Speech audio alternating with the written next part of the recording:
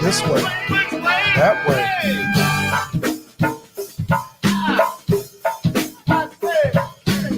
Y'all know what time it is. Monday night.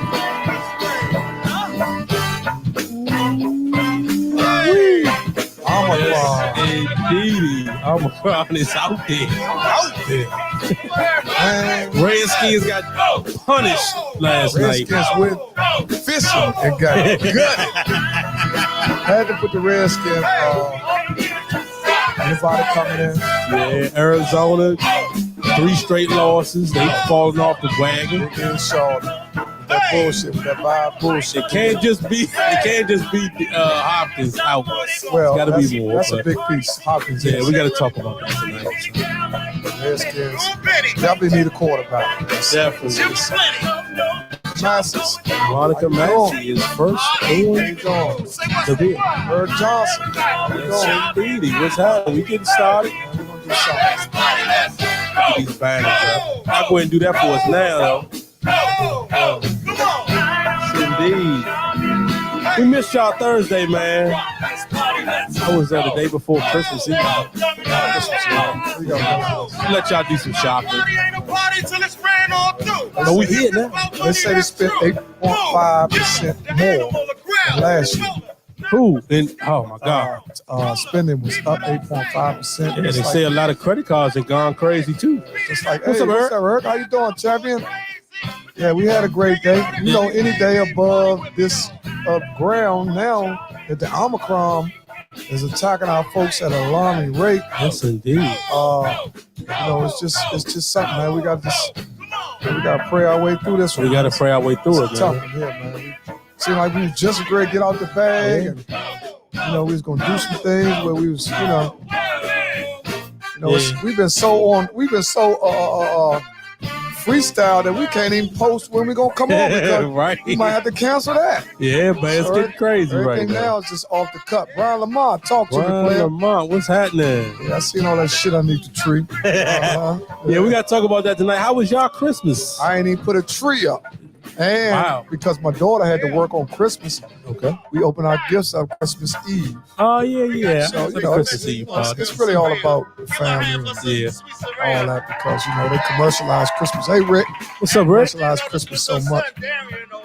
Rick, what do you think we need? Redskins? I put my jacket on so people can give up the coaching corners. Cowboys life, right? Okay, we're going to get to the Cowboys. We'll get to them. Because Dak is back. Dak is the man. Just 2 weeks ago, they were saying he was some shit. Man, he get on the Redskins and motherfucker throw a QBR 124 and shit. He couldn't miss yesterday. He went like 6 for 6 before he missed. Robert Jackson. Hey, Rob. How you doing, my brother? Hey, Rob Stanley. I'm tired of hearing people talk about that, too. That only ain't got nothing to do with them players. Well, you know what? That is the most... Well, if the Clippers got rid of their owner, they ain't won nothing. Yeah, but they were winning. They were a winning franchise, though. They just couldn't get past it. Sometimes ownership does play a part.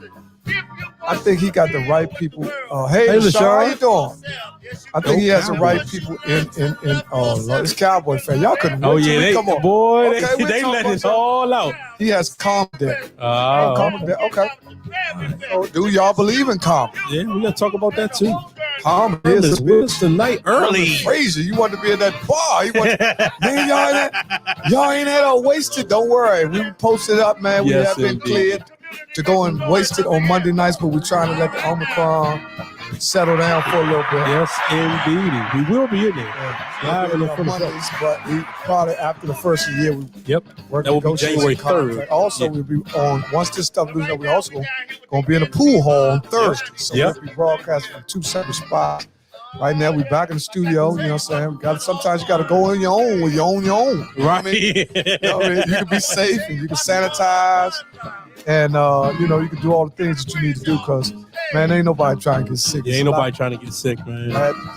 Whole family caught it, man. It's the crazy part, man. But then we had to shut it down. We didn't even have no gift exchange or nothing in my grandma. It was just a pull up, grab your plate and roll. It was straight like that, too. They walked the joint out. stood outside, wait for your plate. It was gone. Well, you know. So sometimes you got to cancel stuff. Yeah. Health is your wealth because you know. Hold up, wait a minute. Hold up, cut you up. Go ahead. That's a flashback. Don't take a minute. Don't think we got that shit. Here we go. Do it. All right, get the feeling. I said, I've been thinking and also keeping. We still here. Ooh, that motherfucker funk. Oh, yeah, you right about that. No prisoners. You right. That might have to be our first topic. Everybody hit that shit button right there. Hit that shit button. Play fan, hit shit. Deon went back, put a throwback on y'all. Yeah. I'm saying. Gonna get this show started. All right, we gotta go with our man though. Okay. That all. Let's go. Still strong cause I push. We gotta keep pushing, y'all. Yes, we do. Hard times gotta push. Hard times gotta push. Back straight, push. Chest up, push. Head up, push. 10 toes, push. Big things stay big things when the small things get pushed. And the small things stay small things when the big things just push. Chest up, push. Back straight, push. Head up, push. 10 toes, push. All praise to the underdog. Damn right, yeah, the underdog. Same one that was down with you. Came up, now you want the fall. Fake love, I don't want it all. Game shot, I just want the ball. No convo for broke niggas. Grab the phone when the money call. I do this shit by myself. I don't got no help, so I gotta push. To keep it from not working out, put food in my mouth, bitch, I gotta push. Lucky that I'm not a crook. Judging the way that you look. I see the hate in your eyes. You easy to read like a book. Fucked them up when I came in. They ain't think I had arrangements or could cover that plane tick. So we gon' get to this lame shit. Alrighty. All Over the Place podcast Monday night. We are here live with you. And just trying to get through everything like everybody else is. Yeah. Push. We Facebook user push. Oh, I like that, man. Well, y'all got some wild. Michael Ellison, B-Fry. What's up, Sonic Temple? You can tell motherfucker. Wednesday night. What happened to my Sonic? What do you think? It's the food joint? The most Sonic Temple. You know what I'm saying? We can go get some chips and fries. The most Sonic Temple. Sonic Temple, bro. I know what you meant, B-Fry. Yes, my main man. Love you, B-Fry. Long time friend, always a comrade. My main man. Well, we are here. Prayers up. We're gonna get right to it today. Prayers up to everybody that's on the other side of that wall. Prayers up to all of our friends or family that may have lost some people this year due to COVID or whatever it could have been. Yeah, any kind of loss, cancer, any kind of continue to pray situation. up for everybody. We're praying for everybody. You know, one thing for sure, two things for certain, man. We got to take a minute, man, to just reflect on everything that's happened. Everything that's happened over the last 2 years has changed our lives forever. Yeah. We are never going to get back to pre-COVID. No. It's going to be a while. 10 years, man. Now I think we have to start learning how to adjust our lives and live under these conditions where we still take precautionary measures. You know, because I know not a lot of people, some people don't want to wear the mask. Whether or not you get vaccinated or not, that's on you. That's your business or whatever. But the mask in public areas needs to be mandatory. Yeah. Because people with vaccinations are receiving COVID at an all-time high. Yeah. And if you got that booster too, it don't really matter. It's coming at you, man. And people did not get vaccinated to catch COVID. See, that's like double jeopardy because, you know, you could go get vaccinated under the impression you follow the laws of the government, you do what they tell you to do, you get vaccinated, you get both shots, then you get the booster and you get COVID. Right. That throws you off. People's like, man, I ain't getting no more shots. You know what I'm saying? Right.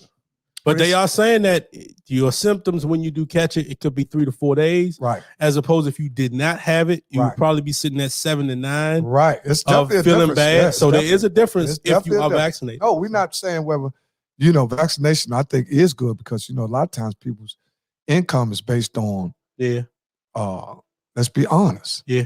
People have bills. See, when they get us to the point where our income is restricted based on other people's rules. Yeah. They got us. Right. You know what I'm saying? That's because we're not independent. We're independent thinkers. Yeah. But we don't pay ourselves the mass of our income. You know what I'm saying? You follow what I'm saying? I'm with you. You make 100,000, Deon, you don't pay yourself 100,000. Right. You got to go to work to get that 100. You know what I'm saying? So if you got to go to work to get that 100, that means you falling up underneath the rule of who's paying you. Yep. So now when stipulations come down from the top, you have to follow it because this is what you've been living off. All right. You know what I'm saying? Same thing go for the owner too, because now he got to shut stuff down. He's not gonna be able to get his money, or the independent worker rather, because it's musicians, all kind of things going on. Right. So they've canceled go-go's. The go-go's have been shut down. The go-go bands have pulled back. I still see them pushing the comedians to be down certain, but down the concert hall. Yeah, they got to push it now because right now it's still on. Yeah, it's still you know what I'm saying? But everything for real, believe it or not, right now we back to day one, step by step. Yeah. If your health ain't right, no need to pay bills when you're 6 feet deep. I agree with you on that, I agree with that, Rick. The health is your wealth. What's up, Celeste? Hey, Celeste out there in Alabama. That's our one listener for Alabama. I forget the name of that company she got too. I forget the name of it. What's that? I remember it in a minute. Well, it's a company down there. Yeah, but it's without using no names, because a lot of times when people do receive COVID, they want to keep their business personal. Right. Right. Okay. My question to you is, somebody asked this today in the barber shop. They said, okay, now people, when they got vaccinated, they were posting when they got vaccinated on Facebook. Right. That's correct. I did that. I did it vaccinated. too. Yeah, I got vaccinated. I sure did. So they saying when people get COVID, why they not posting that? Because they embarrassed. Some people are very embarrassed, even still, just to say that they got it, because they know how people going to react. Right. But listen, people out there, let me tell y'all something. You didn't bring COVID here. You are a victim if you received COVID. Right. Because you didn't create it.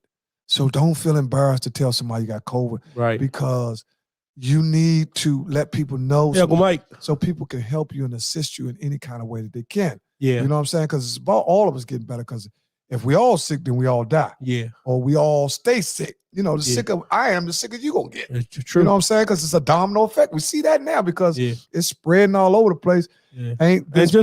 Just like Rez just said, at this point, ain't no need to be ashamed. If you got it, you got it. We're gonna pray for you. Hopefully, you get through it. It's not a sin for you to have COVID. It's an airborne disease, especially for people who Merry Christmas, Kurt. Merry Christmas, Kurt. Especially for people who have went out and follow all the rules from the government, with CDC or whatever you do. You're wearing your mask, you're getting shots, you stay in the house, you social distance, you're not going, and you catch COVID. That's not your fault. No, it's not. You know what I'm saying? It's not your fault. This is a pandemic. This is a world crisis. Yeah. This is beyond your control. It's beyond all of our control at this point. It's beyond your control. So, I mean, you could literally be walking in your grocery store and breathe that stuff in. And you ain't even got to be out partying or restaurant and all that. We don't know you don't know where you got it from. We don't know nothing no more. You know, people trying to backtrack. Man, he had COVID, or he wasn't vaccinated. Man, look, we don't know where you get it from. Right. You know, you have no clue. And that booster, I mean, you just like you said, Eric, the booster is good, but the booster don't stop you from getting it. That's the thing. Nurses. Big shout out to my uncle's church too, that they are doing booster shots and COVID shots. Also at Petworth in DC, if you want to get a free boost, you want to get vaccinated or shots, and the testing is done. And in Maryland, they say they're going to be doing it at Jericho Church. Transparency is mandatory. Yeah, transparency is mandatory. Because if I was to receive it, God forbid, which I don't, I'm blessed day by day, because any day you could be doing good today and get it tomorrow. Yeah, that's true. So it's not like that's why I say we on one day at a time then. Yeah. Okay, so I'm saying, and I don't think it's not a blessing if you catch it. I mean, if you catch it, you catch it. It's not a good and evil thing. You know what I mean? No, I'm saying that people should feel not evil for having it. Yeah. So they can, like he said, transparency. Like if I received it, I would like to say, Slim, I got COVID. I'll post on Facebook, I got a COVID. Yeah. I'm in 14-day quarantine. Right. See, listen, people will start, segregating, really, that's what. Darius. Yeah, I'm with you though. Yeah, that's what they're gonna have to do. Because when you get it, you know how to let people know, because somebody might come around you and not know or whatever. Yeah. 7 libraries in DC are testing and vaccinating. Okay. Hey, give us the name, Steve. The name, Steve, because Steve is an activist. What up, Mike? Inside DC. Hey, Mike, how you doing, man? Yeah, with the schools shutting down now, that the universities are shutting down at a high rate too, pushing them back all the way into spring break. The bowl games have been canceled. Games have been canceled. So it's a lot of revenue has been canceled. That's money right there. They said the bowl in Annapolis creates $15 million worth of revenue. So that's the military bowl. Military bowl. Yeah. And that got canceled. So where they say 40 of the other team players had COVID. 40 of them. Oh my God. 40 or more. That's what they said. Yeah. What up, B. Lou? B. Lou, check you out. My man, B. Lou, what's happening? We ain't seen B. Lou since since Frank. No, I seen him now. Hard Rock a couple times. But last time we seen him was probably at Frank's wedding. Right. Me and you sure. Yeah. B. Lou. B. Lou, we got to see you. You know what I'm saying? B. Lou, a funny motherfucker. Man, well, on to the Redskins, man. We got to talk a little bit of sports. Pray for the Washington football team. That was one of the most embarrassing games. They could have got that shit over at 1 o'clock. We had to wait all the way at 8 o'clock. And Dallas fans just felt so good. They had their feet up, chicken grease all on their shirt. Motherfuckers was spilling drinks and touchdown. You know when the motherfuckers score. Dallas fan, motherfucker, next door neighbor. That motherfucker single family. Dak is back. He was on the motherfucking balcony and everything. I said, God damn. DC Health would be sending out test kits. Okay, go back to that. Let me go back to that one. DC Health will be sending out test kits for all DCP tomorrow starting at 9 a.m. Okay. What area are they going to be starting at first? Do you know?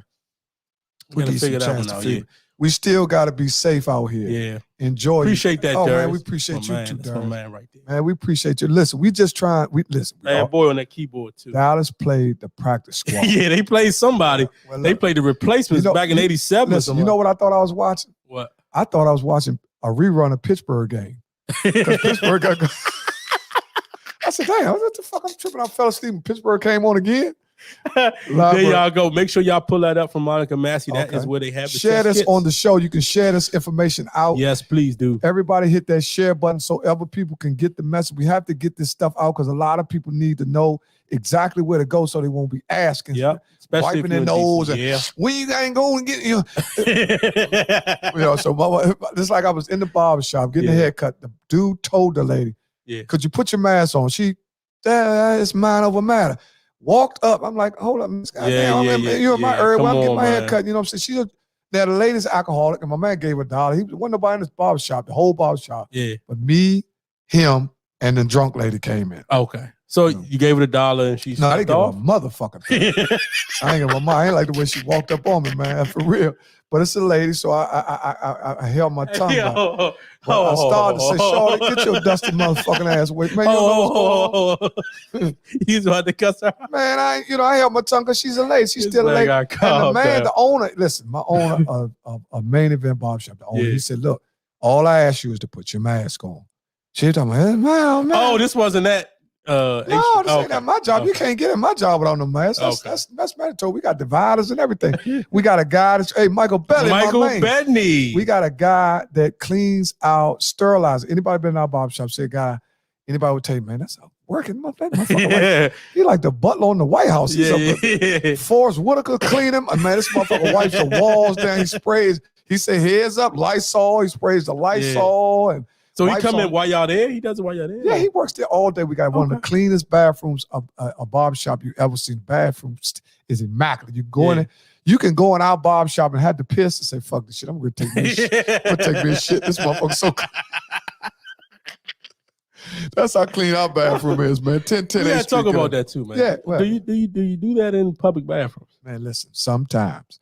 Then when you're sometimes young, you can't. When you're young, 20-year-old motherfucker hold his shit for 4 days. When the motherfucker get over 40, motherfucker, all of them bubbles mean motherfucking volcano. Get to where you go. Volcano downwards.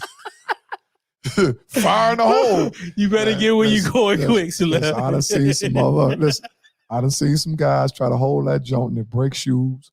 They don't have disc brakes. You know, when you get over 40, you ain't got front disc brakes. You know what I'm saying? Your little brakes be a little loose. A fire that turn into a motherfucking Drano.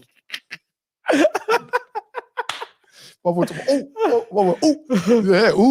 you right. Yeah, you got to get where you going if you're over 30, man. When you going. Anybody can remember when he was 15 and 16, man. You can hold your shit for 3 days. Right. You know what I'm saying? Most of the time I got shit, I do it tomorrow. But now, motherfucker get over 30. Motherfuckers say, oh shit, motherfucker, that one joint. And you can tell the difference of the fights. Because when you got to shit, them Jones strong as a motherfucker.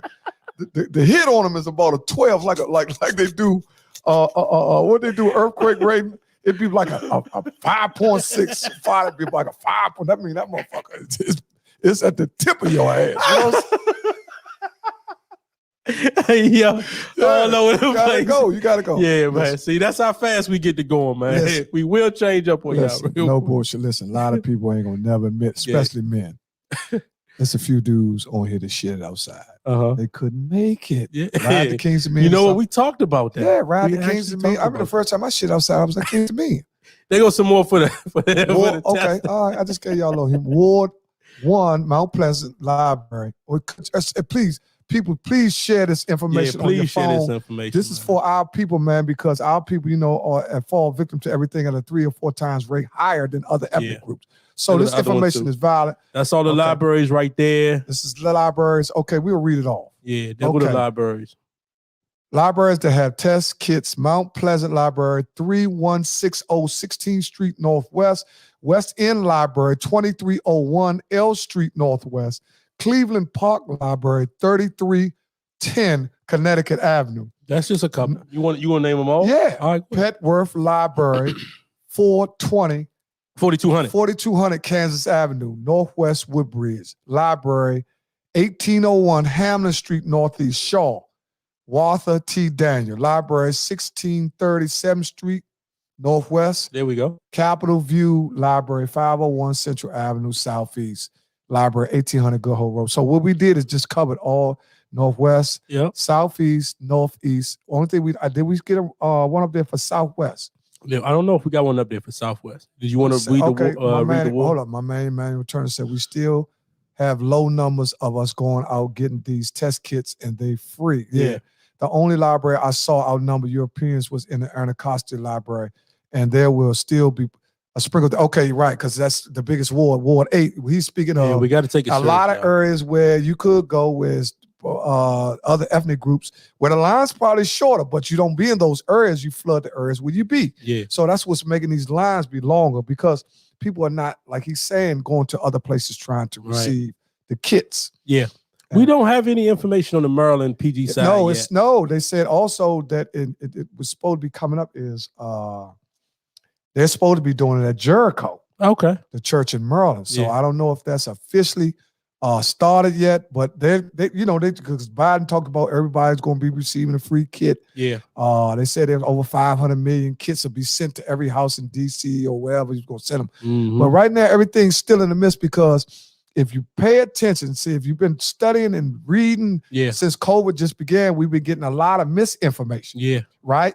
And people are, passing misinformation around because they think it's information. Mm-hmm. But when you inform somebody that the information is misinformed, the person leaves you uninformed. Yeah. You know what I'm saying? So what y'all think about EMS workers in DC having B-Day party and 109 people catching cold? Hey, look, this new Omicron, they're not taking it serious enough. Right. I mean, people are going to parties.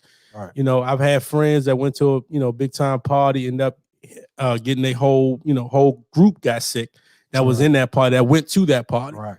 So I mean, people gonna still do what they do at the day, but and they're not gonna have on no mask. I know when I go see Vibe, I don't put no mask on. I be on the side, but I be partying. Yeah, but now I'm gonna chill out for a minute. Well, you refrain from that anyway now because that you were doing that before Omicron, but you gotta realize the numbers went up from December the 15th or something like that. They skyrocketed all the way up to Christmas time. So listen, we need to wake up because put that up there. We need to wake up because DC is about to be all white. Stop the killings. Yeah, that's another topic also. That's another form of genocide. Got to put the guns down. But let me tell you this. Yeah, we start talking about the violence in DC. Now, DC has changed so much because everybody in the street who's involved with illegal activity wants to be a shooter. You know what I'm saying? It's not like it used to be where you had guys that boosted. You had guys that sold drugs. They were money getters. Yeah. And you had guys that might rob, right? But now everybody is a shooter. Yeah. So when everybody has a gun, then there is no chief. It was a point in time where a dude had his crew. Everybody understand who, from 1 to 5. You know what I'm saying? 1, 2. Now everybody's ones. You know why? Because the guns and ammunition that they have immediately puts their mind state that they don't need. Nobody can tell them what to do. Right. You see what I'm saying? No goods. So you don't have to worry, Deon. Okay. Yeah. So I'm saying now the streets are so messed up because the streets have been flooded from other ethnic groups, those guns. And once they get into people's hands, it's going to be almost impossible to reverse them. Unless all these people want the guns are going to stay around until the demographic change. That's great. Yeah. That's a great point, George. Okay. So does that mean that they just sweep the whole DC? Well, that means what they're going to do is they're going to form. If I go by the history of DC, what they do is they allow all the killings and shootings to go up, just like they did the drug when they had the war on drugs. They'll probably have some type of war on semi-automatic guns, or anybody that's carrying guns, or someone start come out. You know, they always try to fill the jails back up with mandatory sentencing. Right. So you pull my man Fernando back up because he's a lawyer. Handling all disputes by the gun, and disputes have no reasoning. Right. Okay, there we go. Back to what we were saying. Okay, Fernando, if you go back to when we came up, right? If you go back to when we came up, where, you know, streets are different now. Streets are much different. The streets are different now because they actually have everybody in DC boxed in, right? They got them boxed in so good that if they really want to swoop the joint, they can get it. But why do they not want to do it? Because we killing our own. Right. You see what I'm saying? But when you start venturing off and committing some of them crimes to ethnic groups, that's when they're going to swoop. Because see, it's a 2-for-1 situation. If I shoot you, Deon, right, that means you gone. Now I'm gone. Because you gone forever, and I'm gone till they say I can come back. Right. Which would be probably 30, 40 years. Now that's 2 people gone. There some more COVID testing. That's Mike's father right there, too. Oh, that's Big Mike? Yeah, that's Oh, man, that's Big Mike. I know he bought his. I ain't never met Big Mike. Okay, Big Mike. Yeah. All right, Colesville, you know. Okay, that's the Maryland. That's his church. That's his church. That's in Maryland. Silver Spring. That's in Montgomery County. So if we got anybody watching from Montgomery County, make sure you hit Colesville United Methodist Church, 52 Randolph Road, Silver Spring, Maryland, every Thursday from 10 to 5, y'all. They're going to restart coming to January 2022. Oh, we're great. In a few minutes, we're going to open up the phone lines. Yeah. So people can actually, hey, DC, what's up, baby boy? 8990 was real bad with the gunsling. Yeah, well, you know, the city has changed over there economically now. It's we're down to like 47% or something like that, where we used to be up in the high 65 to 70%, you know, where they call it the chocolate city with DC. Yeah. But you got to realize, DC is smaller than what people think, right? A lot smaller. It's become even more smaller. You know why? Because it's not predominantly owned by us no more. Right. You know what I'm saying? Right. Also, so the smaller you got, the smaller it is now, the further people are from being connected to each other. Yeah. Right? Because I don't know your cousin, you don't know my cousin, but when we came up, we played sports with everybody. Everybody knew him. Even if I didn't know you, I knew your father. You know what I'm saying? If I didn't know your father, I knew Kathy. You know what I'm saying? And you played in the neighborhood, or you played in the city with against other neighborhoods too. Broke it down through the school system. If you check out how it was broke down to the school system, people coming from all areas used to go to one school. Yeah. Now it's this area and that area. So you go wherever you want. It's like segregation in our own community. Yeah. That's where they created all these, I'm from Fifth and O and you from woo woo woo. You see what I'm saying? You see, segregate. They made it to the point where we segregating from each other because we done got so divide and conquer. We done exactly. And we so worried about our health, right, that we can't even focus on our wealth, which we are snowballed out of that equation. Yeah. When it comes to us as a unit, when you talk about what we own, less than 2% of the wealth in the whole world. Yeah. Oh my God. Well, they don't teach that, so well, that's the stuff. That's the stuff that people need to start talking about. But see, you know what? You gotta educate us. No, you know what they promoting out here now? Everybody's so caught up in verses and all that shit. And all the shit. Jay-Z against Lil Wayne. Yeah, man, fuck all that verses shit, man. Y'all tripping on that shit.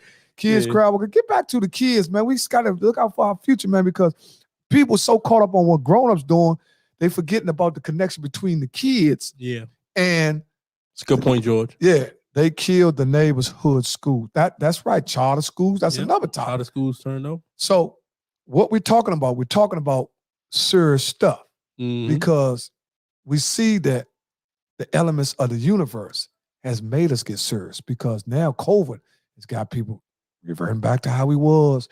People are afraid. Now see, if I can have you in fear, I can control you. Oh, for sure. You see what I'm saying? If you stay in fear, see, we're not even living no more. You remember when they hit the towers, everybody was scared of the Taliban and the Muslim peoples and all that? See what it creates fear.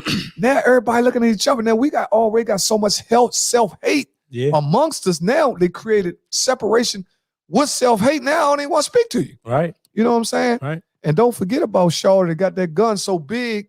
It's the spraying the block up. Yeah. You know what I'm saying? He got Extendos and all that. Yeah, they got and the ghost guns. Ghost guns are the new thing. Yeah, it's a lot going on, man. A lot going on, man. It's a lot going on. Teach your kids how credit works. Teach them early. I agree with you on that, Eric. Definitely agree with you on that. That's another thing that was not taught in our school system. You know why? Because a lot of our parents didn't know. Mm-hmm. Now a lot of them did know. Yeah. But they didn't understand how now you got to transfer information over to kids sooner now because kids are smarter now. Yeah. But kids are weaker. See, they're smarter, but they're weaker. See, they can't handle the environment and all that. Right. You know, because they on computer, the cyber world. Everything they do is through a computer. Exactly. You tell one of them motherfuckers, I wouldn't, and then one of you motherfuckers play throw up tackle. You know what I'm saying? You know what I'm saying? You motherfuckers ain't play hot bread and butter or nothing. I told y'all. Hot bread and butter. Yeah, hide and go freak. All y'all want to do is put an app on the phone. You know what I'm saying? So be on Instagram, man. Yeah, Follow me on Instagram, taking pictures, and you want somebody to follow. Where you going? You want everybody to follow you. They do want them followers. But where are you going? Where are you leading the people? Where have you gone? Where are you leading the people? All these followers y'all want. Where are you leading the people? And everybody, the misinformation age. What everybody that's trying to be. That's true, Raymond. Don't know how to fix a flat tire. They don't know how to. We ain't gonna bash them, but they don't know how to do much. No, but see what happens. See, and that's what happens. And see how we just played the young against the old. Yeah, we just bashed. But it's not on them that they grew up in this era. See what era we grew up in. That's what we have. Yeah. And you notice how different the eras are. When we grew up, we did a lot of things in the environment. Yeah. Now, when the kids grow up today, they do a lot of things through TV, through tablets, and through their phones. Yeah. You know what I'm saying? Right. And it's a lot of distraction out there for them. Sex is out there for them. Drugs is out there for them. And their communication skills are low. Oh, my God. Because you can have 10 people in a room and nobody's talking. Everybody's texting. Yeah. Or they're scrolling. They'll literally even text grown right up. So it's not young people. It's not young people, two people. Man, you can have everybody. That's not a young thing. Everybody for dinner where we used to sing and all that and laugh and all that. Now everybody be on the. They get full. Everybody just drop back and start texting. Yeah. You know, start taking pictures of motherfuckers with the two fell out there taking pictures. Well, stop screenshotting your grandfather, man, with his teeth out, man. Y'all terrible. Trying to get likes, man. Yeah, y'all youngers want to get anything TikToking your grandfather with no teeth in his mouth. Yeah. Stop that shit, man.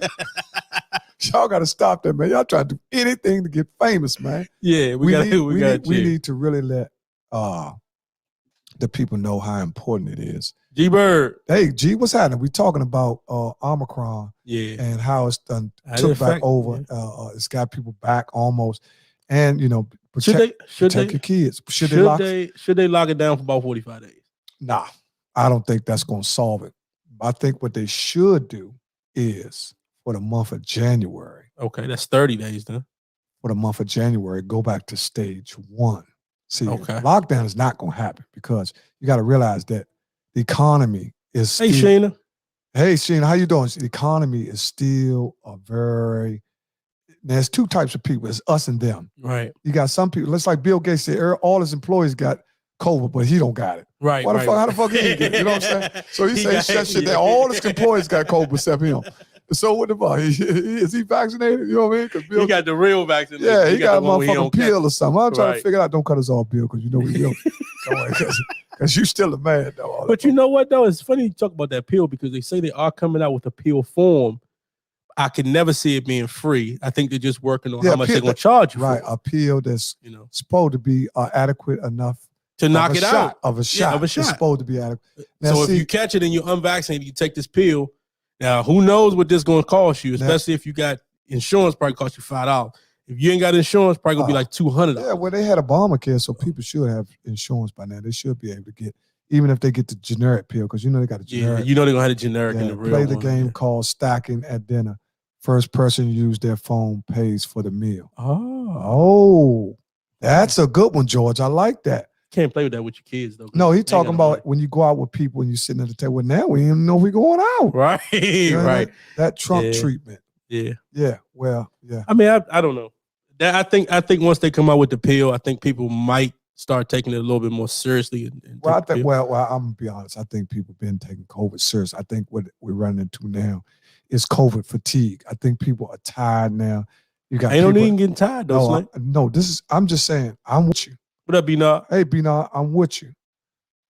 People are getting tired now. When I say they're getting tired, is they did everything that they were told to do. Yeah. And nothing's changed. It looks like it got worse. Well, it keeps changing. That's what they were saying in the beginning. No, when I mean nothing, you're right. It keeps changing. When I mean nothing changed, I mean it didn't change for what their expectations Tricky are, Rick. what they thought they was doing. Our friends and family are not taking this serious.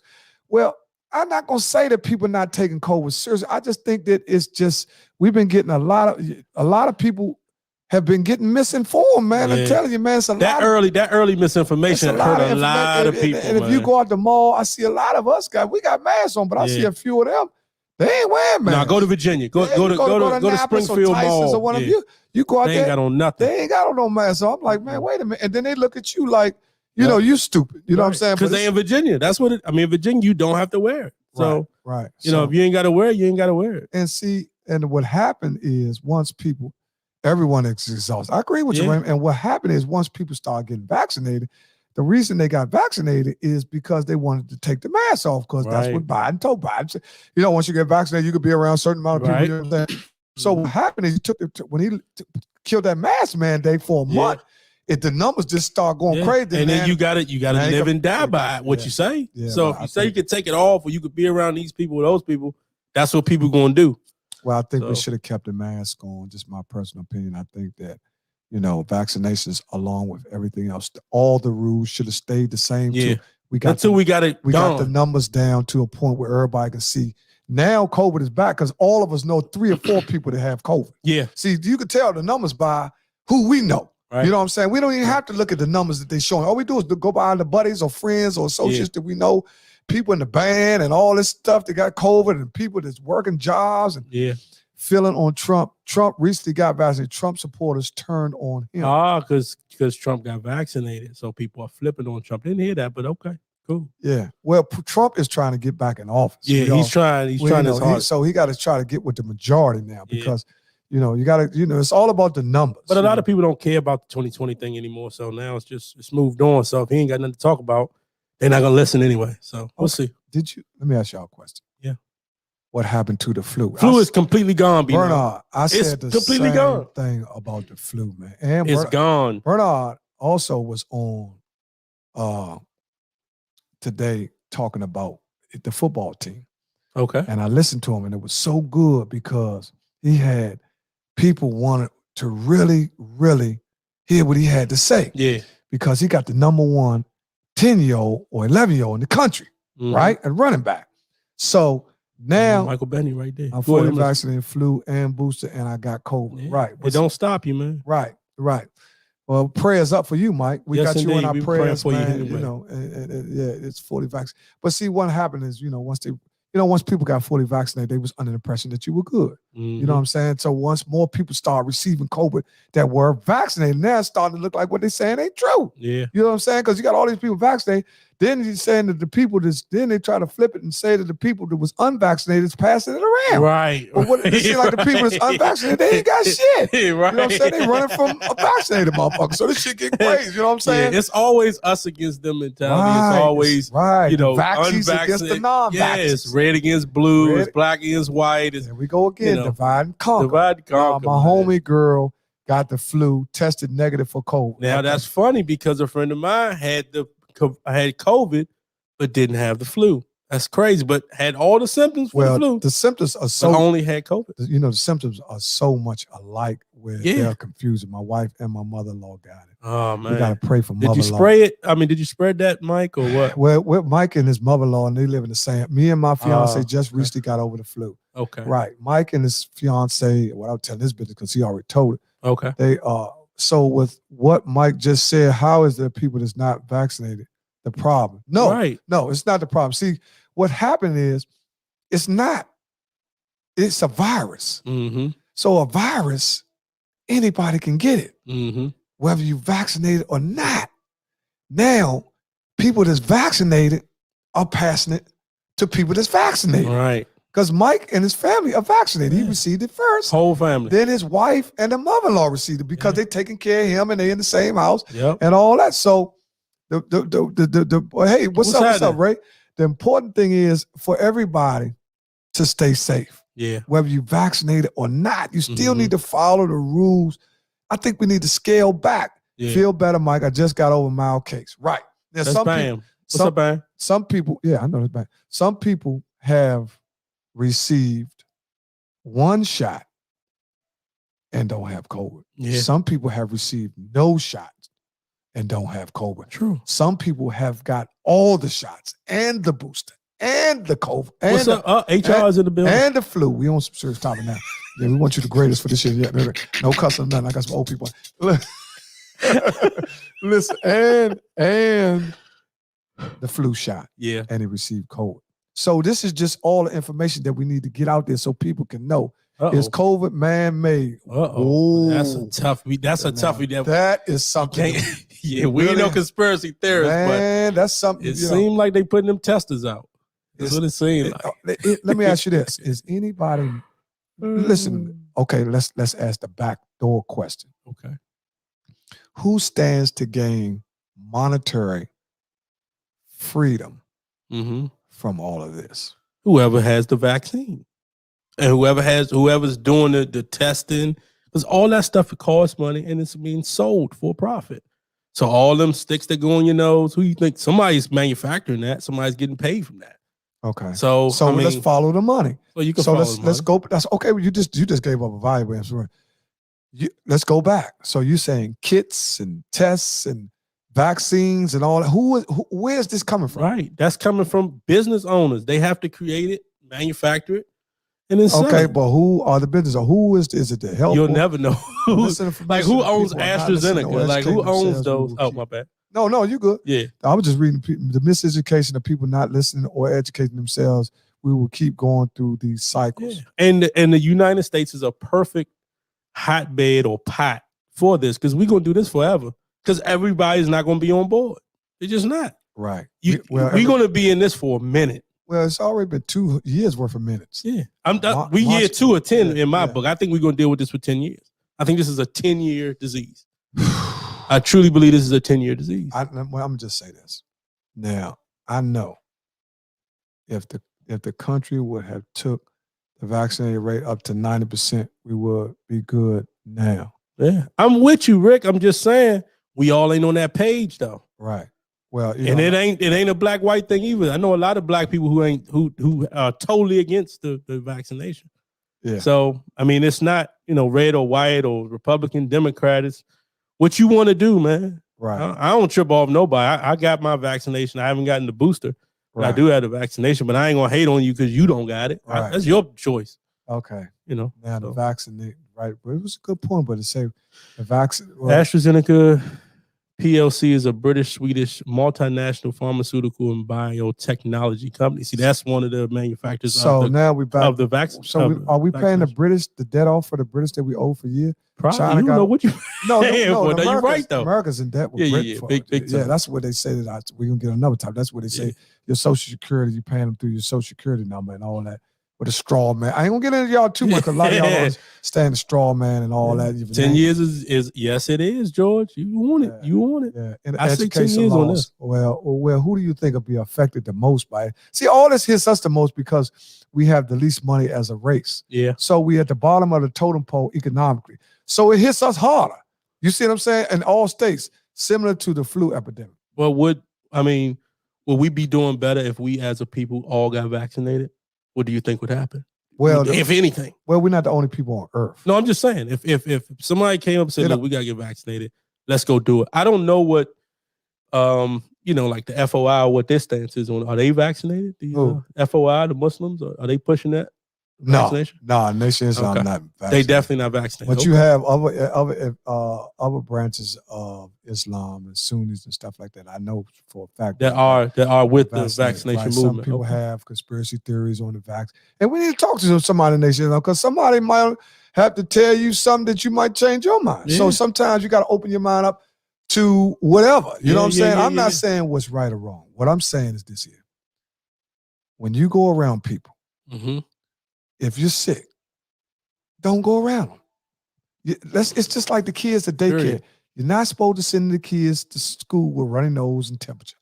Why are you going to work, whether you're vaccinated or not, and you're sick? So, we've been doing it for years. That's why. But now that we have another, we got another. This is where we're not where we was. See, that's the part of the thinking that got us keep doing. See, we creatures of habit. Yeah. See, we can't do what we used to do. Go ahead, pull that up, Ricky McClain. Yeah. Sometimes if we was under a dictatorship, everybody would be vaccinated. Look at India. Shut down their whole country last year, and they have almost 1 billion people to stop the virus. I agree, but this is the home of the free. Yeah. Now you want to be you want to be a slave. We don't want to be up under no dictatorship. You want to be a slave. Now you don't want to be. You don't want to have your own. So you want to throw away everything Martin Luther King and them got killed. I don't know if I want to be in a dictatorship. Yeah, but he's just speaking in the point. Right. I get your point. We get your point. No, we don't want dictatorship because it's hard enough to make it. And we're not on dictatorship. You got to look at us as a race, man. Y'all got to look at where we at economically, man. A lot of the things that's happening to us because we're not economic. We're at the bottom of the chart economically. When you at the bottom of the chart economically, man, you are going. Just look at your friends. Okay, time is up. All of us have friends on different levels. I got friends that's rich. Yeah. Right? I got friends that's doing 10 times better than me. Yeah. Right? Their situation is different. Okay. You see what I'm saying? I'm with you. So I'm saying if all of us were doing good, or the majority, like he said, the majority of us was vaccinated. If the majority of us was economically sound and educated to the point where we were on the same page, then we can move forward. Yeah. You see what I'm saying? Because we always going to differ because you don't believe what I believe. He Muslim, everything is set to divide us. You know what I'm saying? But for real. And there are no true leaders. For real. We all we got. Yeah, we all we got. We all we got. Yeah. Put that up there. Eric T. Lewis, pop that up there. Eric said, I feel shot or no shot. We need to help your own immune system by supporting it, by keeping it strong. Weak immune system. We all know we would get sick of something that has never changed. So I think, okay, that's a good one. That's just like some people. I mean, everybody, you're gonna get sick. Like this has probably been the longest time that I've ever not had a cold. Well, I'm gonna tell you something. I've been blessed. Let me tell you what happened to me.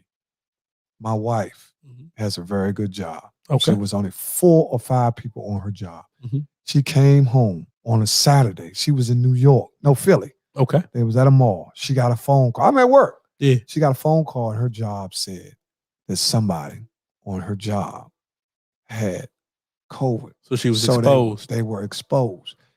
Because the person said, well, what they do is you're on the job, they say, well, who was around you? Yeah. Deon, blah, blah, blah, blah, blah, blah. Mm-hmm. So she told the person who had it, told the supervisor who with the 4 people. That's good that she reported it. Right. She could have reported it. Boom. And she reported it. And what they did is they called my wife, said, man, you got to get tested before you can come back. Okay. But you can't take no rapid test. You got to go take you got to go take a PCR. PCR, where it takes 24 hours before you get the results. Correct. So now she took the test. Mm-hmm. Now I'm so busy trying to calm her down because she's at rate. Yeah. Oh man, that's why would she come to work? I said, man, she didn't know. Maybe she didn't know. See, this is back what we doing again. Those people don't know. Some people think they got a cold. Some people think they got a runny nose. They don't know that they got cold. Right. So my wife is all upset. She irate, going crazy. Mm-hmm. And what happened was, by the grace of God, 1 o'clock in the morning, she woke me up and said, honey, I'm negative. Okay. And I'm like, I told you, just claim it, baby. You know what I'm saying? Sometimes you got to claim it. I'm operating on faith too. Yeah. You can't be operating on just medicine now. Y'all talking about y'all believe in God and all that shit. You're supposed to be able to claim something too. You know what I mean? Yeah. So you got to be able to claim something too and believe it. Don't just say it because you don't want to get sick. Right. You got to say it because you standing on faith and you close to God. You know this is not for you. Now, whatever happens after that is on that. Yeah. You know what I'm saying? Now, we know we got to still do what we got to do by our will, just take the vaccination, the mask and all that. Yeah. But now, what I'm saying is to say this. Now, with 5 people on the job, one person said they had it. Out of those 5, one person got it.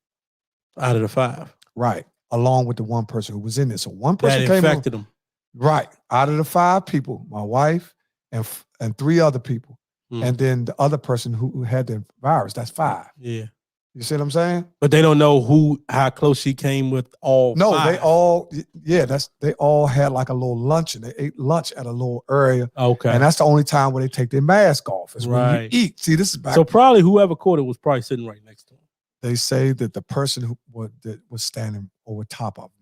that's the person that caught it. Right. Yeah. Because if somebody, I mean, you still got to be a certain amount. And a lot we of need it to be like face to face. Right. You know, by time it gets out, and if somebody got a real, and then we just guesstimation. Right. Because we don't know how this. Remember when they was when it first came out and they had like the sneeze thing and it showed the blew out and all the that. barometers of how far you could sneeze and all that. So, Raymond Cheeks, what did Raymond Cheeks say? He said every other ethnic group primarily operates in one accord. They believe and they pour into their community. So I agree with you on that. Yeah, well, you know, there's a lot of different reasons why we are disconnected as a whole. As you know, the family values have been broken, the homes have been broken up. Economically, we don't have the same things that other ethnic groups. If some people say we ain't nowhere near. If you look at the chart compared to the wealth, where the wealth is at the country now, I tell you what we do, which is one of the reasons where we're shooting ourselves in the foot while we do stay poor, is we spend more. Right? We have more bad habits, you know, bad credit. We spend more. We buy stuff that, you know, to gratify us, like labels, name stuff, and $5 coffees and all this type of stuff. Right. And we play numbers. You know, we look for the big dream. You play lottery, all these stuff. I posted on my Facebook. Yeah. If you go to my Facebook page, my story, you'll see where Robert Kowalski got one of the greatest educators on finance, wrote Rich Dad Poor Dad, where he gave up about 30 things of why people stay poor. Yeah. And one of the things why we stay poor is we spend money we don't have. Yeah, that's right? True. We play the lottery. We drink. We party too much. You buy shooters. Hoodies. We buy, well, in that case, you're supporting your own. Yeah. Because the money is going back into our community. When you buy black, you actually put the money back into our community. I'm just saying the things that we buy, you got you got the right intention because we still don't make the clothes. We still don't do this. Our money still goes out the community in everybody else's community. I agree with you. Let's see what Dana got to say.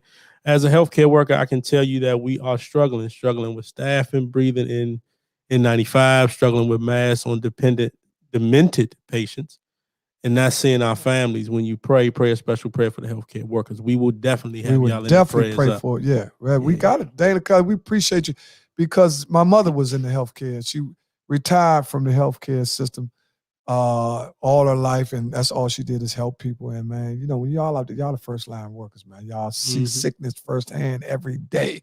Y'all see it like we don't. Yeah, you know what? They stopped talking about a lot of that stuff that's going on in the hospitals and stuff like that. When Trump was in office, it was every day. He was on TV. The hospitals are blasted. Well, now you don't hear, but that don't mean that them hospitals not blasted. Man, see, a lot of that stuff was political, just to get people to get to the polls and vote him out. Vote him out. So a lot of stuff. See, that's why I say a lot of stuff is still not done on pure. Even though that might have been to me, I think was the right thing to do because I think we should have shifted gears with that. But it had got so bad that we can't even see the progress that we're making because when we take one step forward, we take two steps back. No, it was today, Deon. What was on today? Were they talking about the hospitals? Oh, she was saying, right. She was saying that now that they're starting. They are talking about people being in the hospitals at a ventilators. Because first, they bringing them Jones back? Well, I haven't heard Lord have mercy much on ventilation and all that, but what I have heard is that first coronavirus, you was on that ventilator. And they ran out of ventilators. They actually remember they was showing crazy in New York. Parking lots and people was it was crazy. They was putting bodies in trucks and just leaving them outside New York. It was crazy that first jump. The first jump was vicious. New York is back down. That first jump was vicious. New York is back now mandating to go to restaurants, which is great. Come to DC to restaurants and bars and all these different places. What's that mandate? What, the mask? No, vaccinations. Oh, okay. So they talking about private businesses are mandating vaccination, but see, if like they saying, if you mandate the vaccination, they can't. One of the reasons why they can't do that really is because a lot of the employees aren't vaccinated. Yeah. Well, I know now they're talking about making it mandatory vaccination in order to get on a plane. So if they do that, and we're talking about bars and lounges and restaurants and all that. There's a lot of people that work in those places that are not vaccinated. You know what I'm saying? Rodney said part of the problem is, as a race, we as Black people can't trust all the information that the government is putting out because as a race, we have been led astray for so many years. That is very correct, Rodney. Right. Some of it is good information. So sometimes, we gotta be able to chew the meat and spit out the bone. No, you know? he's just Rodney is just speaking about where the discourse of the trust is. Oh yeah. You're not saying what a person should do. He was just speaking about why a person rides the fence because they had what he said. What's up, Matt? Hey, Matt, how you doing? He said they had General Motors making ventilators at one time. Yeah, right. Yeah. Well, that was a big thing at one time. The ventilators, when they ran out, everybody was making, but again, that's making money. Right. Somebody making money. It's a lot of money. A lot of this stuff is political. Yeah. A lot of this stuff is political. Now they want But we know through everything that we still suffer the most. Yeah. Right? We still suffer the most because, let's say, it's like, you know, you got to realize a world pandemic will hit us harder than anybody. You know why? Do people know why we would be first to be wiped off the earth unless we start? What you talking about, just the U.S. or? The world. The world. Right. Us, all of us, will be wiped out faster than any race. Why you think so? Because we poor. We poor considered to other races, so we don't have the means to take care of ourselves. We don't have the means to come out of a situation. But that can go for two different races though, because all whites ain't rich. No, we're talking about a whole. You just talking about poor against. No, I'm talking about blacks and whites. Okay, blacks and whites, so we can be specific. Blacks own 1% of the wealth, and then you can break it up down to the other shit. So we at the bottom. You know what I'm saying? So I'm saying we at the bottom. So if we got the less, we ain't gonna get the best. Well, I don't know. I mean, I don't know. I feel differently about that. I think if you are the lowest and you protect yourself, and we get somebody to say, all right, look, this is what we're gonna do. We're gonna get vaccinated, and we just gonna play out how it's played out, but we gonna get vaccinated. If we do something like that, if we had a leader or we had somebody that really pushed it, I think we probably can do that. And then I think more people will follow us because they've been following us forever anyway. They follow us in the music. They follow us in a lot. So if the black male or the black, race was to say, okay, look, we all gonna get vaccinated, and we're gonna let them play out and let them do what they want to do, but we gonna get vaccinated. What do you think would happen? That's a good point. I think everybody would be getting vaccinated because they're gonna follow us. That's a good point. Okay, them motherfuckers be scared. Them niggas getting vaccinated. Exactly. Man, them motherfuckers, they're gonna follow us. They something. Them niggas. They stop. Next thing you know, and we spend the most money. And so they be saying, hold up, them motherfuckers. They together around here. You know what I'm saying? They start saying, be looking to shoot somebody or something like that, like you normally do. And then, for one thing about us, if all of us we start whooping motherfuckers. You ain't vaccinated. Let me holler at you, man. Blacks will start roughing shit off, whooping them in malls and shit. You ain't vaccinated? Let me holler at you, slim white boy. Let me holler at you. You know what I'm saying? Right. So you got to be a takeover, right? But just think about it, like if Barack Obama and everybody not following Barack. No, I was going to name him. What's my man at the well, we clearly know blacks that don't like Barack Obama. I'm just saying he's one of our great leaders. Of course he is. So he's got a lot, and then you got Farrakhan. He got a lot. You're gonna have to have. If you get them on, we're gonna have to have Deon. That's a great idea. We're gonna have to have all our highest adept leaders. Yeah, and you're gonna need from all aspects. You're gonna have to have sports, religious, entertainment, hip hop. That's a great idea. If they all come together and say, "Look, y'all, we're gonna get this." Which ain't gonna never happen because it's too much money and it's too many people that control them. Right. So, I had a conversation with some friends about it. Like, if all the best NBA players said, we're gonna create our own league. We're just gonna step off and create our own league. We can do that. Get the best players. We can do it, and we make all the money. Mm-hmm. But the person that runs that organization ain't gonna like that. Well, you got to realize that. See, that's what I'm saying. We will start, but people ain't ready to start from the bottom again, because if you get your own league, you're gonna be starting from the bottom because you don't own the distro. So you can't get your vision. So basically what will happen is we will have to put up all our money, and the people with the money like, what the fuck you putting up? Right. Keep talking about we put our own. You tell me put up my I never hustle like a motherfucker. Now we back to the division again. What we talking about? Yeah, we this broke motherfucker talking about we should have our own league. Shit. Right. We ain't got number $80 to put in. You see what I'm saying? You want me to put in $30 million, though. You know what I'm saying? Because that's what it's going to take. It's going to take the guys that make all these $200 and $300 million deals. They would have to merge together and put their money together and get cable companies, distribution, league, references, associations. Yeah. You have to get stuff patented. It will have to be done legit, which it can be done because they ain't going to go for it. We do have the people with enough smarts to create it, but all of us are once again so de-unified that could never happen because we don't like each other. That's what I'm trying to say. I mean, we can go all the way back, talk about rich people who got money. Like sticking to what Rodney Coleman said, what he said? He said, in my opinion, I think this is man-made and was made for population control, and it got out of hand like most experiments that the government tries always does. That's a good point. Saying that they put it out there. That's a good point. I can't say if they put it out there or not, but it's out there now. They blamed a country for it. So normally when they blame somebody for it, 9 times out of 10 it came back to us in some type of way. Yeah, diversion. So, it's always a diversion. They put China on the map. Some people eat bats and all kinds of stuff. China, they put them Chinese people on there. They threw them under the bus. They threw them under the bus, just like when they wanted that war in Afghanistan. Everybody hated Muslims. If you look at it, same thing with that. That's what they do. And it's the same thing when they had came out. A lot of people, I don't know if y'all been paying attention. Like I said, they're showing a lot of AIDS commercials now. So that's like in the beginning, they were saying AIDS came back from Africa and all that. And if they blame somebody, somehow black motherfucker fucked the monkey. Right. Yep. And all that, and then he brung in all that. So because they tried to put it on Africa that came from the COVID. What my man Dean Lawrence said. Dean Lawrence said white families have more wealth than black, Hispanic, and other multiple race families. Of course. But that's the way they want it to be. Yeah, that's the way. Yeah. Well, you figure if you got a 400-year head start, right? What I'm saying? So you should be up. Where is Putin? Germ warfare. Okay, that's a good way. Well, you got to realize. I'll tell you this: that now we do have a lot of wealthy blacks, but if you just go and start with the top, we probably have maybe 10 billionaires. 10? That's it. That's it, and that's pushing it. And that's pushing it. Out of Africa and out of or you just talking about U.S.? I'm talking about U.S. You're not talking about the world. No, I don't know about the other countries and all that. I'm just talking about over here. Okay. Because the ones over in other countries ain't gonna come over here and give a shit. Well, you got Jordan, you got Oprah. You got Jordan, Oprah. Is Jay-Z billionaire? Yeah, they say he is. I don't know. Okay. Well, could somebody do that? How about the research of that? Pull up 10 black billionaires.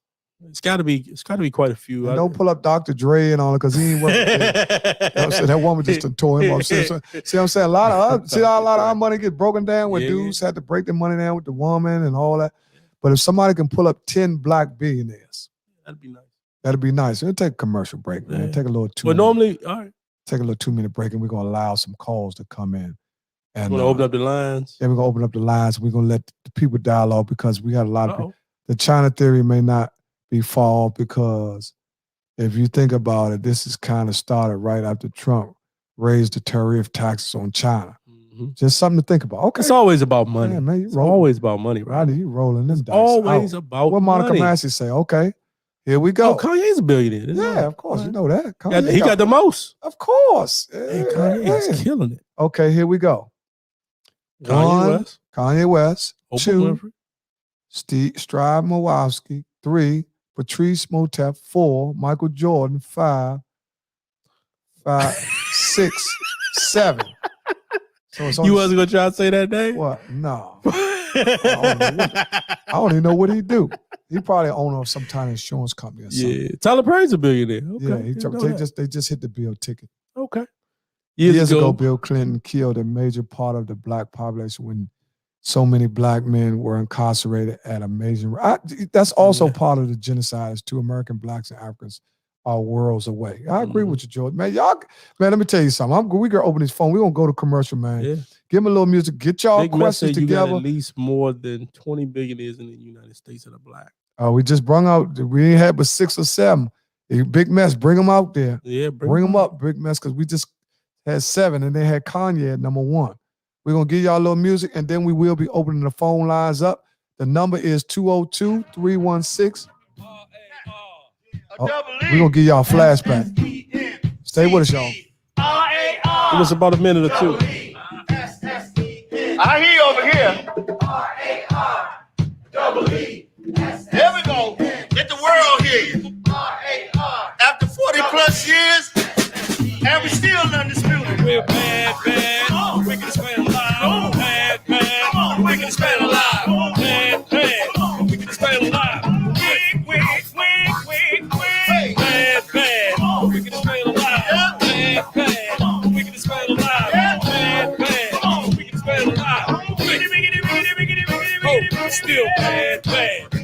This man alive, the clock in my hand, the man can't survive. The terror made an error. This area, everyone is in mass hysteria. Don't wanna feel the shot in the top.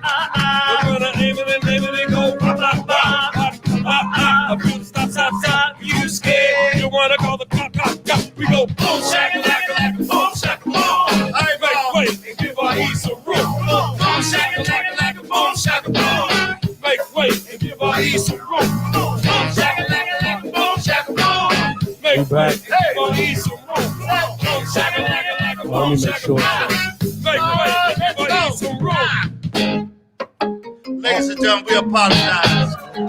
This song we can play this song forever. And I know everybody got to go back to work, right? Everybody got to We back, y'all. Second segment. Segment. If you just joining, we was talking about Corona. Talking about world change. We was talking about the Earl. We talking about also black wealth. We was talking about where our money's going. We also talking about how much we appreciate everybody for tuning in. Yes, indeed. Also, we had a blackout. Oh, we There we go. Okay. Let's see. What else did we bring up? A whole lot of stuff. Well, we got so serious. We got to get to some sports. We got to give Dallas their props. Let's give Dallas their Let's props. Let's go. Way to go, Dallas, man. Y'all won a big game. Oh, Dean gave us all 10. Dean gave us a rack of them.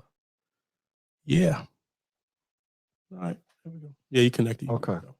Say that again. Dean gave us 10 right there. Okay. 10 billionaires. Okay, well, they got somebody over, Mike. Big Mess was on point. Yeah. Okay, let's start out with Akio. What's up, y'all? Apologize for the Cowboys. Is that Big Mike? No, that's Lil Mike. Oh, that's Mike. Yeah, that's Mike. Man, they didn't double. Yeah, that's that Mike. He happy right now, though. Yeah, well, Mike, you got to say you close us down with the picks and shit. Yeah. Let's talk about Parsons MVP. Michael Bentley, first of all. Michael Bentley, please calm down. Man. Well, let me end there with you guys. Okay, what's up, Big Juice? My man, I'm born on the same day as me, March 26th. Well, let's talk about Michael Bentley. Okay. First of all, Michael Bentley was absolutely right. Parsons is better than Chase Young. Let's start right there. He's better than Chase Young. Come on, Deon. Micah Parsons is a better linebacker than anybody else in the league. He's not a defensive end. Chase Young is a defensive end. Better player. I don't care what y'all. So you saying that's just like he's saying his rookie year. They both were dominant in their rookie years. Well, you're right. Because you were saying this about Chase last year. He's unstoppable. And his ass is out this year. Fuck him. This is his sophomore year. Yeah. So we'll see what Parsons got next year. So you saying, let me ask you this. Do y'all think that Micah Parsons, come on, Dallas fans, be honest. Do y'all think Micah Parsons had a better rookie year than Chase Young? Pull up the stats. Micah Parsons is a beast. And he's had a great season. But is he the best I've ever seen? No. Is he a flash in the pan? Yes. But I want to see what he's going to do next year. When he got film, they got years worth of film on him. Ooh. And they'll be able to do what they going to do. Chase ain't do. Okay, Mike. No. Check his stats last year. Mike, come on, Mike. Let's. If you're gonna bring up Micah Parsons is better defense end as well. Chase Young isn't running no 4-3. Man, Chase Young is on the left side of the line every single play. He's not a linebacker at 243. He weighs 270, 280. Right, that's true. Deon's making points. Come on, man. Make valid points. Don't just talk about Micah Parsons. Micah Parsons at 240, a linebacker, if he was playing in, we saw what happened to the boy that came out of Michigan that played for the Steelers. He's too small to play the middle line. That's Devin Bush. He's too small. Oh, right. But Micah Parsons, they using him because they got two outside threats and okay, let's see what Rodney Coleman talking about. Wearing them. So don't get all carried away, man. Let's see what Rodney. Man, don't start that Dallas shit, man. They ain't done shit in 30 years. What the fuck? Talk about it until they win a Super Bowl. The Patriots went 18-0 and didn't even hear about that. That shit, no, because they didn't win a Super Bowl. Yeah, well, that's true. Oh, that's true. Well, we just they do have to win a Super Bowl. Well, as the fan base, that's the ultimate goal of starting the season, no question about it. Now, what's happening with Dallas fans is they have to feel better being at a position that they were in last year, where they wasn't. If they were so bad that the Redskins beat them twice. Right. Now they put up 56 points against the Redskins. Yeah. Now we see things aren't like they were last year because Redskins defense is totally they depleted. Well, they weren't offense and defense. They weren't as good as they were last year, even when they were full. I think they were running off the hype. Well, this is all I'm saying. They just played Tuesday night. Right. They got to come right back Sunday night. You already down players. And I want y'all to say one thing to me. Oh, they don't say that. They hurt, blah, blah. Parcells last year, I was at that game. I was a season ticket holder for the Redskins. And they was beating the Cowboys 42-0 at halftime. I was at the game. Redskins was? The Redskins punished them. Right. Sean Taylor was out there. I think they had Keyshawn Johnson. So I don't want to hear it. It all happens. It happens. Right. So Skins got whooped, but I seen Dallas get whooped. So Dallas even got whooped last year by Skins. But we got to go by right now. Yeah, you got to live it right now. You can't live in the past. You can sound like you got a little hate in your blood a little bit. No, the Dallas fans give me a little riled up. Dallas fans just like Redskin fans. They're retarded. That's cool, but I'm feeling good about it. Yeah. That ain't gonna be normal. No, that ain't gonna be normal. Because see, for real, Pittsburgh and Dallas, Pittsburgh and Redskin, I thought I was watching the same game. Yeah. Now, pull up, wait a minute. Pull up my man Dean. What Dean say? Oh, Dean? Dean said pull up. And pull up State and Parsons rookie year. I'm not sure who numbers are better than LT numbers as a rookie. And LT won defensive player of the year as a rookie. Yeah, but that's well, you know what? One of the hardest things to do is to compare a rookie against. That's where we made a mistake. An all-time great. No, the greatest defensive player to ever play the game. That's where we made a mistake with Chase Young. Yeah. And then Chase Young turned around the next year, sophomore season. He had a subpar season, ended up getting hurt. So to Deon's defense, we do need to see more of passes. They beat them niggas like mother.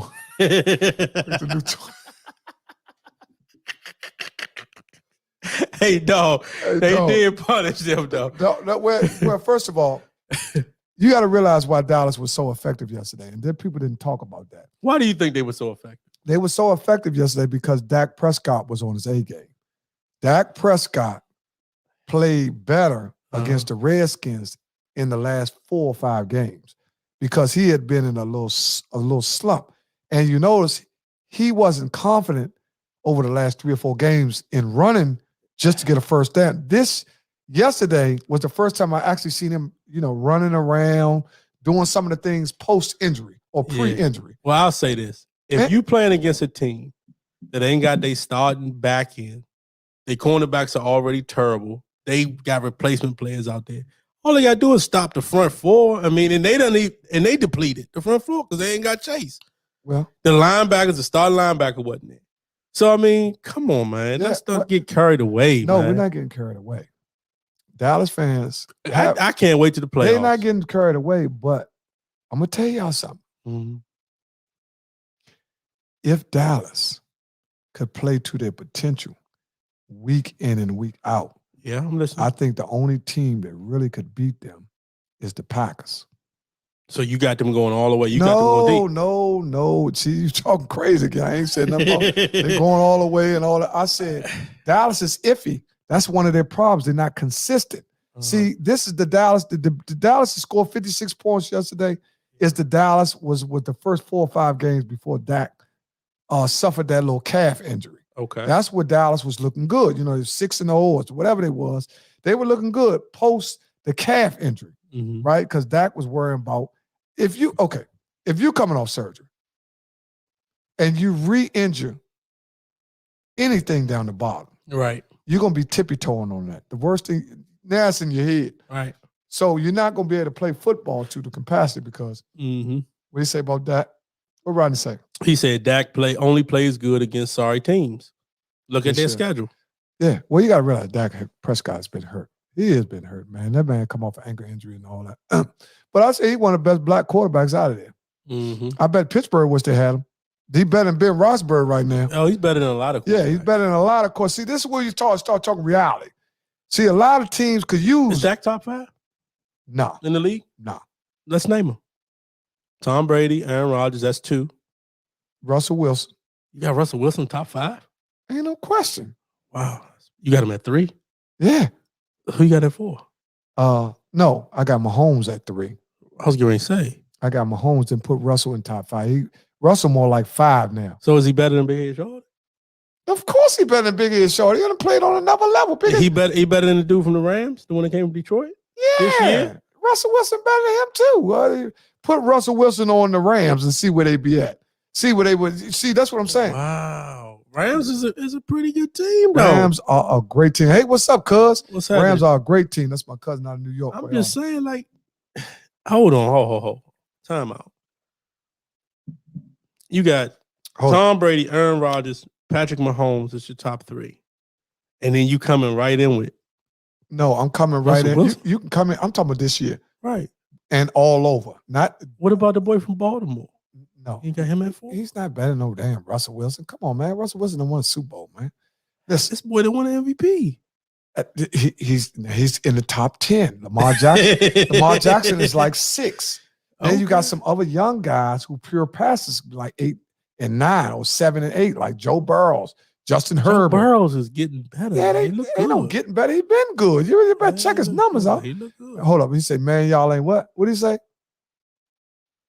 He said, I'm not anointing anybody. I'm not anointing anybody right now. I'm not anointing these dudes. I'm just telling you that if you know anything about the quarterback position, Justin Herbert going to be good for years to come. Justin's going to be good. Joe Burrows will be good years to come. Yeah. One thing about quarterback, you can't be real good at quarterback and then be sorry. Right. That's not a position. You either good or you bad. Yeah, that's not a position you can be real good at and then be sorry. You can do the good and every our man in Carolina was really good, and he turned out to be really bad. But that was over time. That was over time. Well, that was injuries. So that was over time. And injuries and all that. Cam was MVP and all that. Right. And I still think, and I'll tell you this, I still think Cam can play. Cam can definitely play. I still think Cam, he's just not in the right position. He needs to be in a sorry team like well, you got to have an offensive line, man. If you ain't got, he needs receivers. And he needs a defense. Well, that defense ain't bad, though. Cam hasn't played with receivers since he had the boy that's retired now. Steve Smith. And he had the great tight end.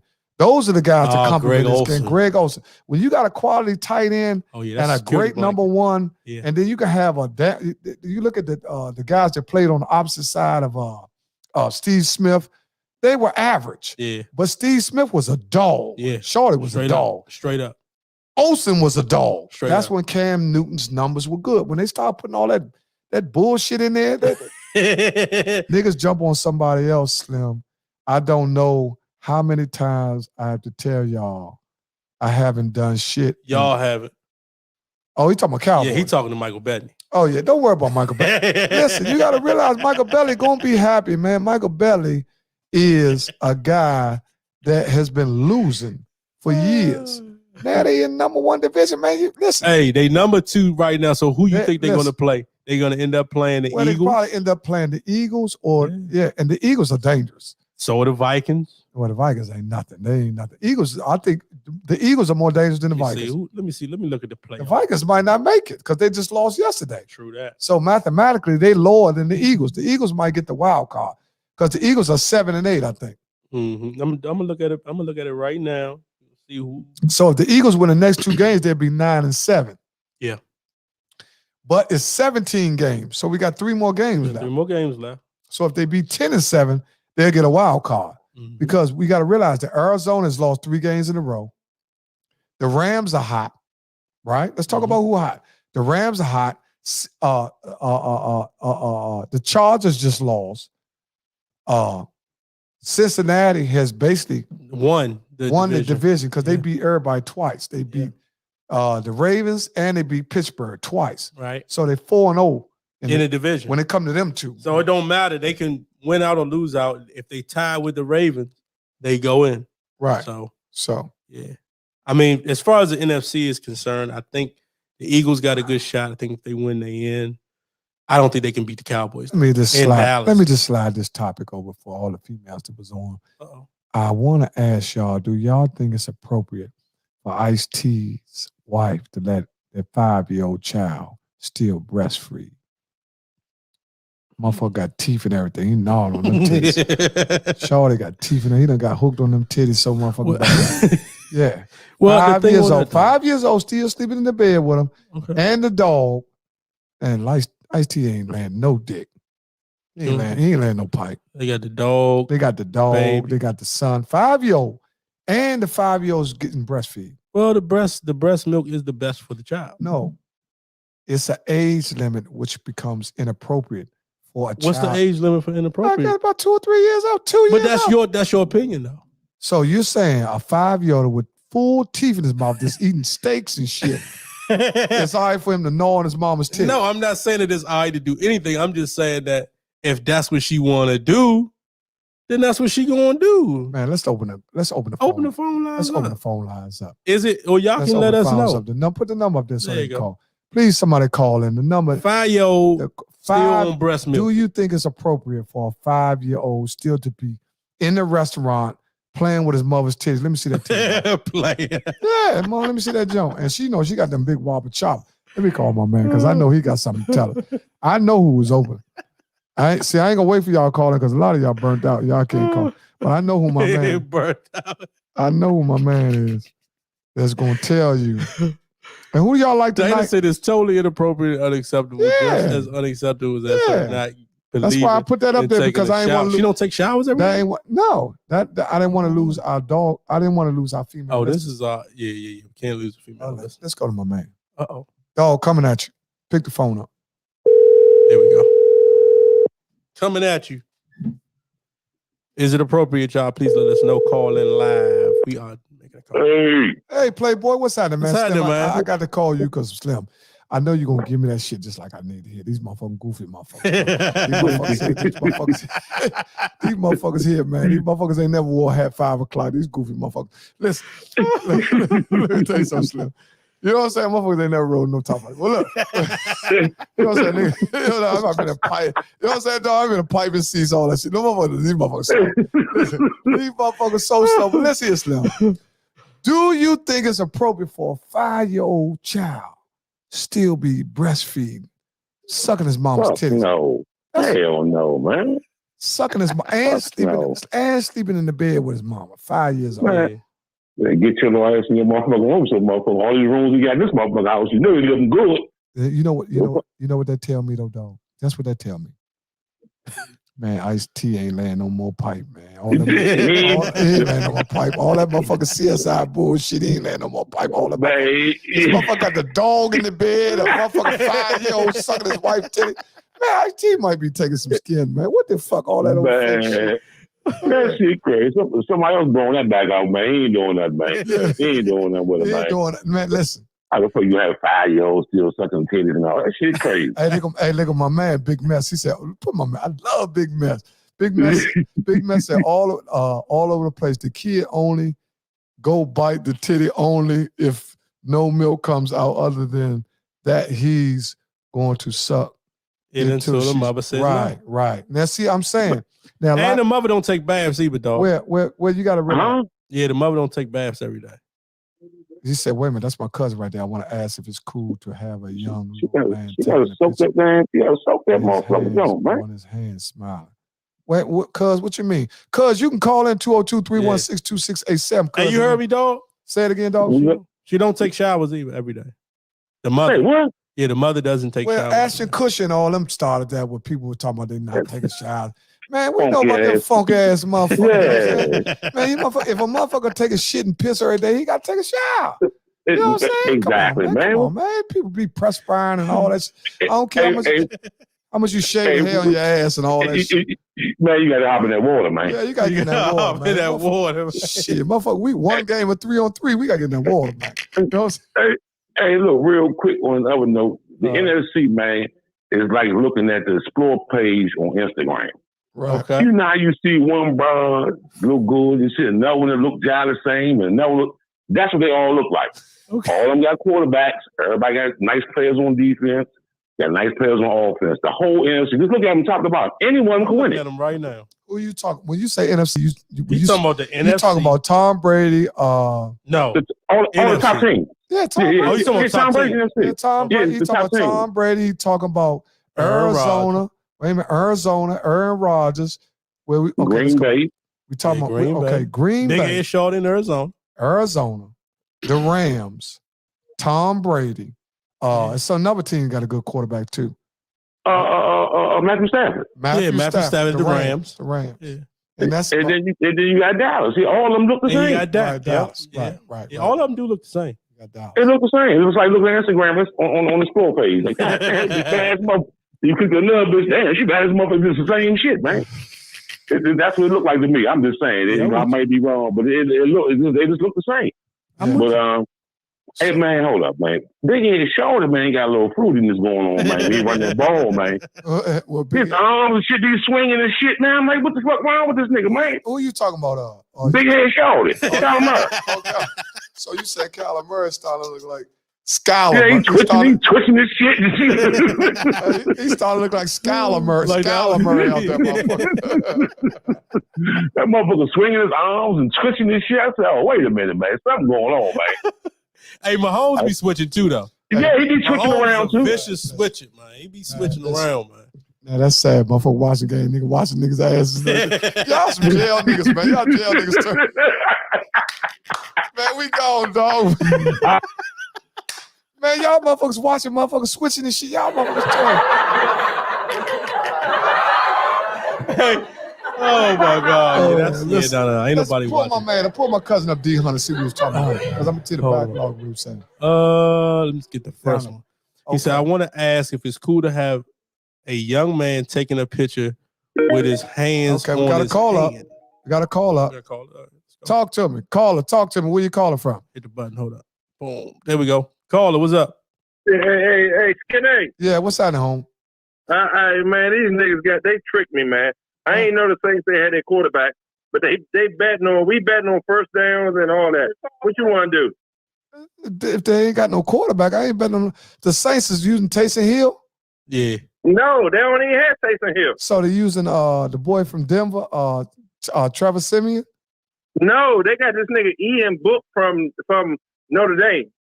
Oh, that's the one they showed earlier from Notre Dame. Yeah. But I'm gonna tell you something is. One thing I noticed about betting this year. No, don't tell me nothing. Nigga, I'm trying to get back, nigga. I'm like 3 shots down.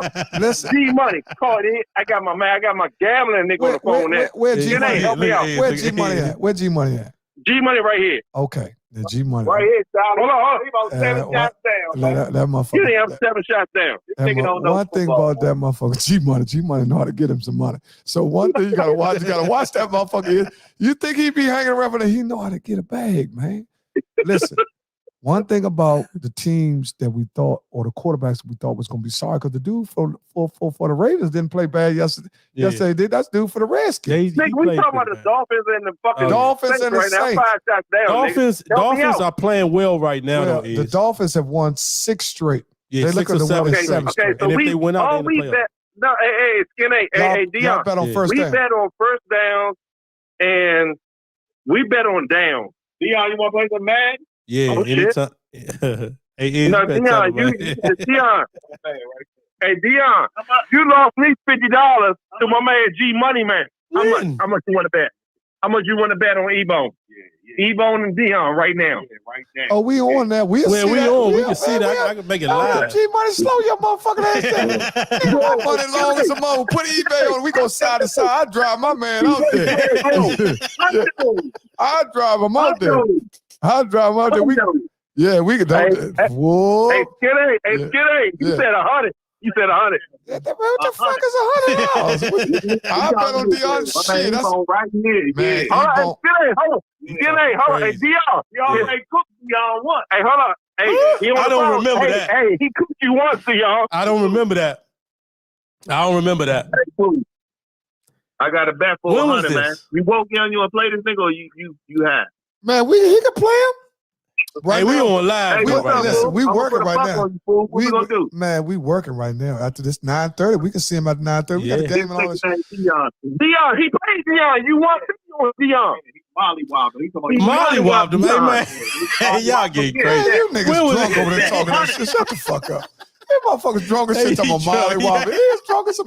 Watch he call back. That motherfucker is gonna call back. Let me call my man. I don't know. Let me call my man Bernard. Hold up, because Bernard. What we gonna ask him? I'm gonna ask Bernard What happened? Eric Johnson said Buffalo Josh Allen is an animal. Dean Loyne said Wentz is playing good ball. I'm with you. Listen, I'm going to tell you something. If you go with the top tier quarterbacks, we have to say Aaron Rodgers. Yeah. Number one, he's better than everybody throwing the ball. For the money, Tom Brady. Yeah, for the money. Number 3 will be Mahomes.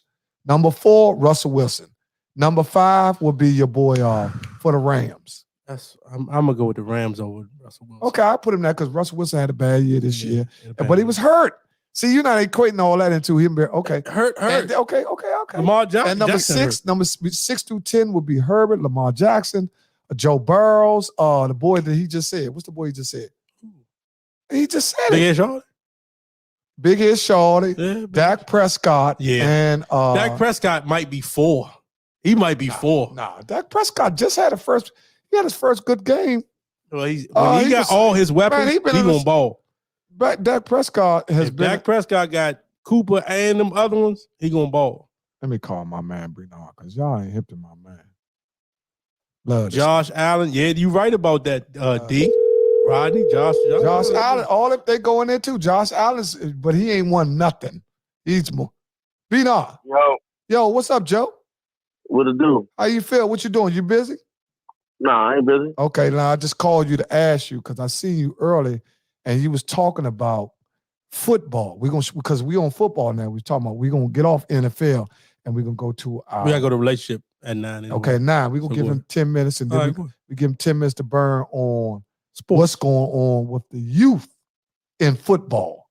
Now we already know that you got the baddest motherfucking 10-year-old in the country. Fuck them. Fuck what they heard. Shorty is a dog. Yeah. And it's been documented that he is he's 10 years old, right? Or 11? He just turned 11. Okay, he's 11 years old. Baddest 10-year-old running the football in the country. Yeah. Let's give him a round of applause for that because that's a lot of work. Yeah, that is a lot of work. That's a lot of work. That's a lot of work. We gotta get him on the show. Okay, we're gonna get Kaden on the show too, because we gotta let the young guys speak and let them explain exactly how they feel. Because we gotta involve the youth and we need to hear how they feel. A lot of times we like to speak for them and all that, but in this case, right now, I'm gonna let Bernard speak because it's his son. Yeah. Right? And I seen multiple tapes and all that, and man, I know he's the shit. Yeah, right? Yeah. But in DC sports, DMV sports, put it like that, it's been so much involved with the parents and this, and my kids should start over you, and I give it. I understand that because my daughter was the basketball manager for Riverdale Baptist, and I never knew it was this bad until I actually started going to the games. But my daughter was the manager; she don't play basketball. And all I was hearing the parents arguing about, my kid's supposed to be starting over your kid, and the coach would have to bar parents out, and all this shit was crazy. I'm like, damn, what the fuck is wrong with the parents? So they burning the youth up, man. What is one of the major problems for sports for your son and my man? Right now, it's just finding the right coaches. Right. Okay. So in the DMV, so let's go back to who he played for. He played for who? He played for who prior to now? He started off when he played his first 4 years down Riggs Road. Okay. First 4 years down Riggs Road. And that team was called what? Riggs Road Titans. Okay, Riggs Road Titan. Moved from Riggs Road Titan after 4 years to where? Bowie Broncos, a.k.a. Orange Crush. Okay, Bowie Broncos. Okay, that's out our way, Deon. Okay. Bowie Broncos. And let me ask you this. For people because a lot of people don't know who we talk to. We're talking to a guy that has the number 1 11-year-old in football in the country. Running back. His name Kaden Bennett, a.k.a. Big O. We're not talking about no motherfucker, the baddest motherfucker on Ridge Road. We're talking about DMV, the country. It's a lot of bad motherfuckers all over Jacksonville, Miami, and all. Shorty done played against all of them. Score 5-6 touchdowns, all that shit against any of them motherfuckers. I seen it. I ain't say nowhere. This ain't no talk. I seen the boy go for 60 yards, 70 yards, 80 yards, 90. Okay, now. He moved from Bowie Broncos to who? To who? To City Life Raptors. Where is that located at? all that's located in DC, but City Life is mainly out of Maryland right now, out of Capitol Heights area. Okay. Now, this is one of the coaches from our neighborhood. He said it's not about the kids anymore. One of the reasons why I stopped coaching, parents are coaching, betting on the games and shit. Okay. Right. Now, they saying there's money involved, people betting on the kids. So, actually now, people done interfered in the sport to the point where they won't allow the kid to mature into greatness because they want some money off the kids? Yeah. They betting on games and bet that my son score 100 touchdowns now, man. That's just sad, man. Well, let me ask you this, Bernard, because I know you are very involved in all of your kids' life. To me, I'm gonna tell you something, Slim, man to man. I respect you. It goes without saying. No, it goes without saying. Slim, you defy the odds. You got 4 boys. You take care of all your kids, right? Something that they say black men don't do. You have kids that's not all by the same individual, but it don't matter because they brothers, right? And you got your shit in order to the point where all your kids respect you. I seen it. So I'm telling you, I seen it, and I respect you as a man. And I'm older than you. You know what I'm saying? Right. Yeah, I respect you first of all because you fight like a motherfucker. But look, second of all, no, honestly, I'm just bullshit. I respect you not because of I know what you are. I respect you because I see the way you deal with your kids, man. Your kids respect you, man. I like the way you handle your boys. You got all boys. And in the black community, one of the things that's missing is everybody looking at a black male control his sons. See, this was what people said about LeVar Ball. They tried to make LeVar Ball seem like he was crazy. LeVar Ball was way ahead of motherfuckers. He was ahead of motherfuckers. They talking about he tripping. Right. LeVar Ball knew what the fuck he was talking about. LeVar Ball produced 3 dudes that could go to the NBA from him putting the time, the effort, taking care of the boys, making sure they got everything they need, make sure they were relationships straight. Because see, all that's part of it too. Because when kids go through adolescence, their little dick start getting hard. They start looking at girls. Now, this is just real life shit because we got to realize how we was. That's true. You know, once you start looking at girls and all that, football, sports still had to be number one. When you're young, sports had to be ahead of a girl. If you want to be a professional at it. If you want to be a professional athlete, football is what you eat, sleep, and drink. Now, his son, Kaden, my man, Bernard even lets me talk to Kaden about it. He don't even interfere with what we talking about. When I cut Kaden, I talk to Kaden on my own. Hey, Kaden, what's up? Don't hold up. Now, y'all don't be letting me, man. Dallas found out about this shit. He gonna fuck some shit up now. Don't let my man Dallas find out. Don't let Dallas find out he ain't in this interview. But listen, Kaden, I appreciate you for coming on. And man, I'm so proud of you. Yeah. I'm so proud of you. And Deon also was heavily involved in sports. He's been a coach. He's coached basketball at high schools. He's coached football. We see the neighborhood I come up with, we love the kids. We know how to deal with the kids. We pamper the kids. We help the kids. Anything they need, they are proud. You are our future. You see what I'm saying? You are our future, Slim. And I'm so proud of you. And listen, man, listen. A lot of times people just credit you for scoring touchdowns. I'm gonna say this about you. Your character is impeccable. I don't never hear you bragging about how many times you scored.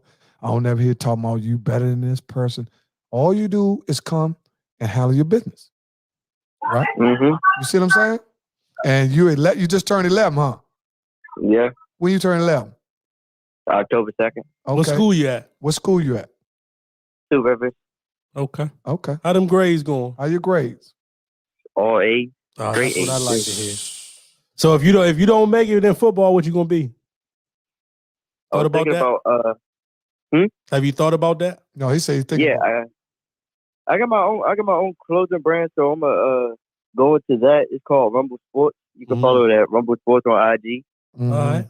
So you want to be an entrepreneur? That's great, man. Well, he basically saying he got a plan B. Yeah. Whatever it is. He has a plan B. Listen, Slim, you're only 11 years old. See, this is what we got to talk about. We got to talk about the 11 years old that don't have guns, because this is where they portray our kids as they all shooters and all that. Dean, let me tell you something. I got one of my best friends was a running back for Carroll. He played for Joe. What's the guy name that went to the pros for Carroll? Joe. What's the boy name? The Dean played. Dean. What's the guy name you played for that went to the pros? He was everything up Carroll. Oh my God. Joe. I think his name was Joe. Joe. What was his name? Answer.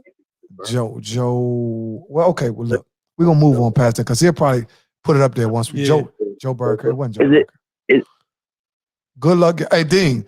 This guy, that's one of my best friends, a guy that I came up. He played for Carroll. He was running back for Carroll.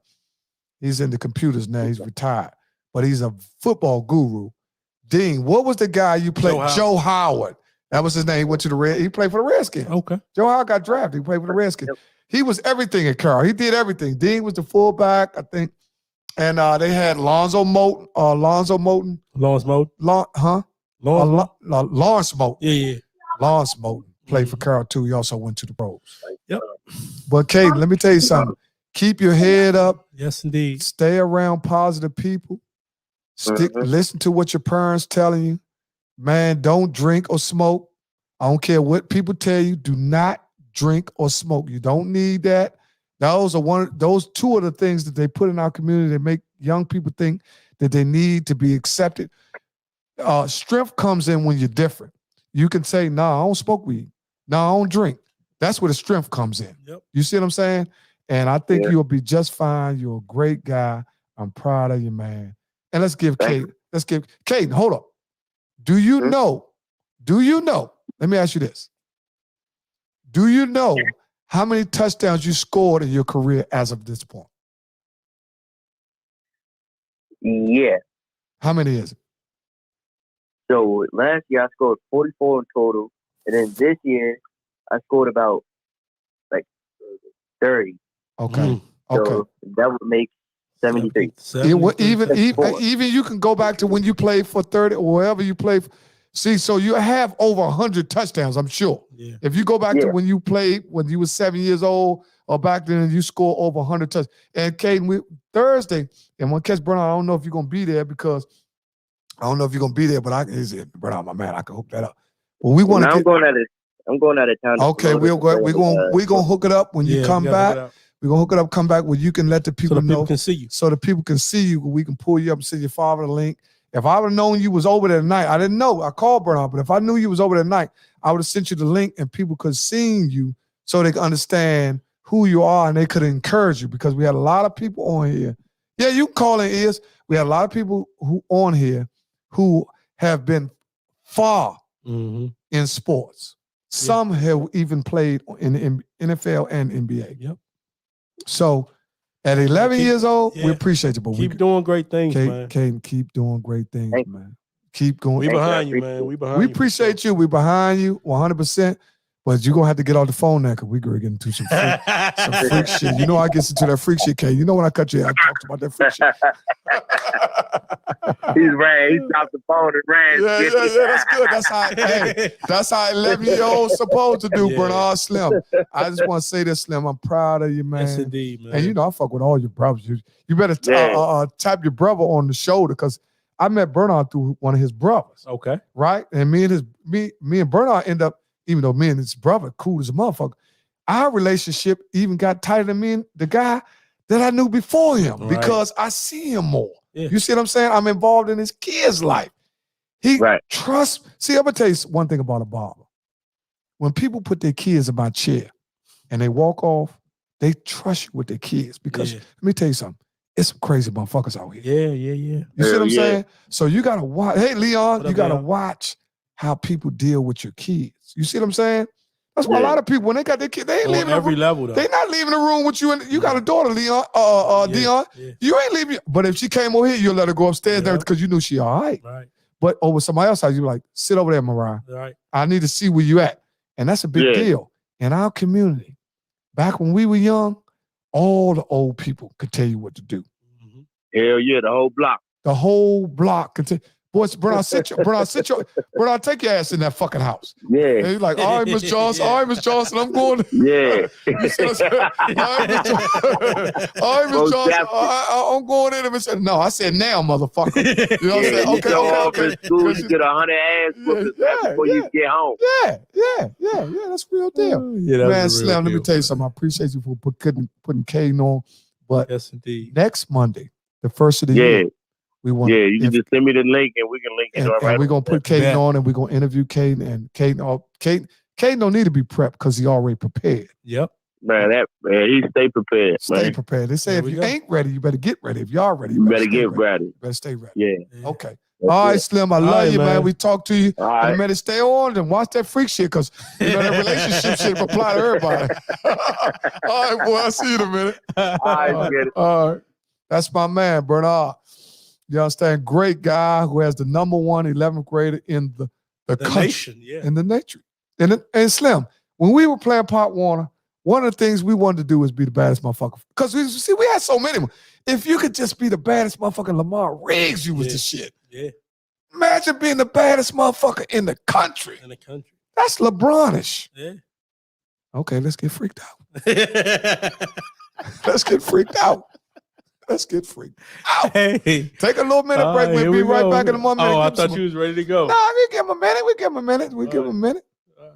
We're going to stay with this essence, too, so we'll give y'all a minute. And we'll be right back. Yeah, we'll be right back.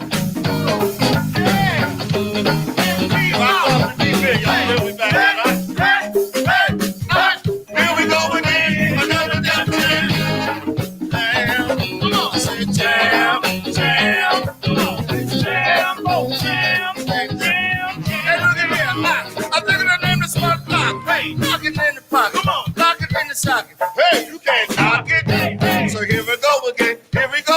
To a show again. Lock it. Anybody remember this one here? Where my locking crew at? Any locking crew over there? Lock it.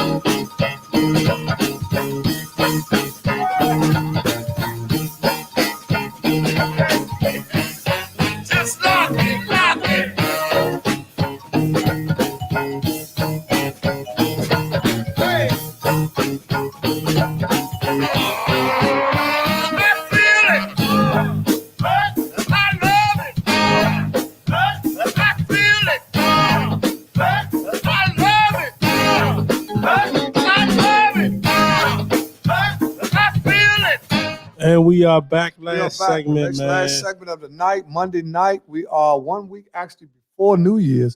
So before we get a relationship talk, does anybody have any New Year's resolutions? Yeah. Well, we can talk about that Thursday. We definitely need to talk about that Thursday. Yeah. New Year's resolutions. Yeah, we gotta talk. We gotta discuss. Yeah. Relationship talk, man.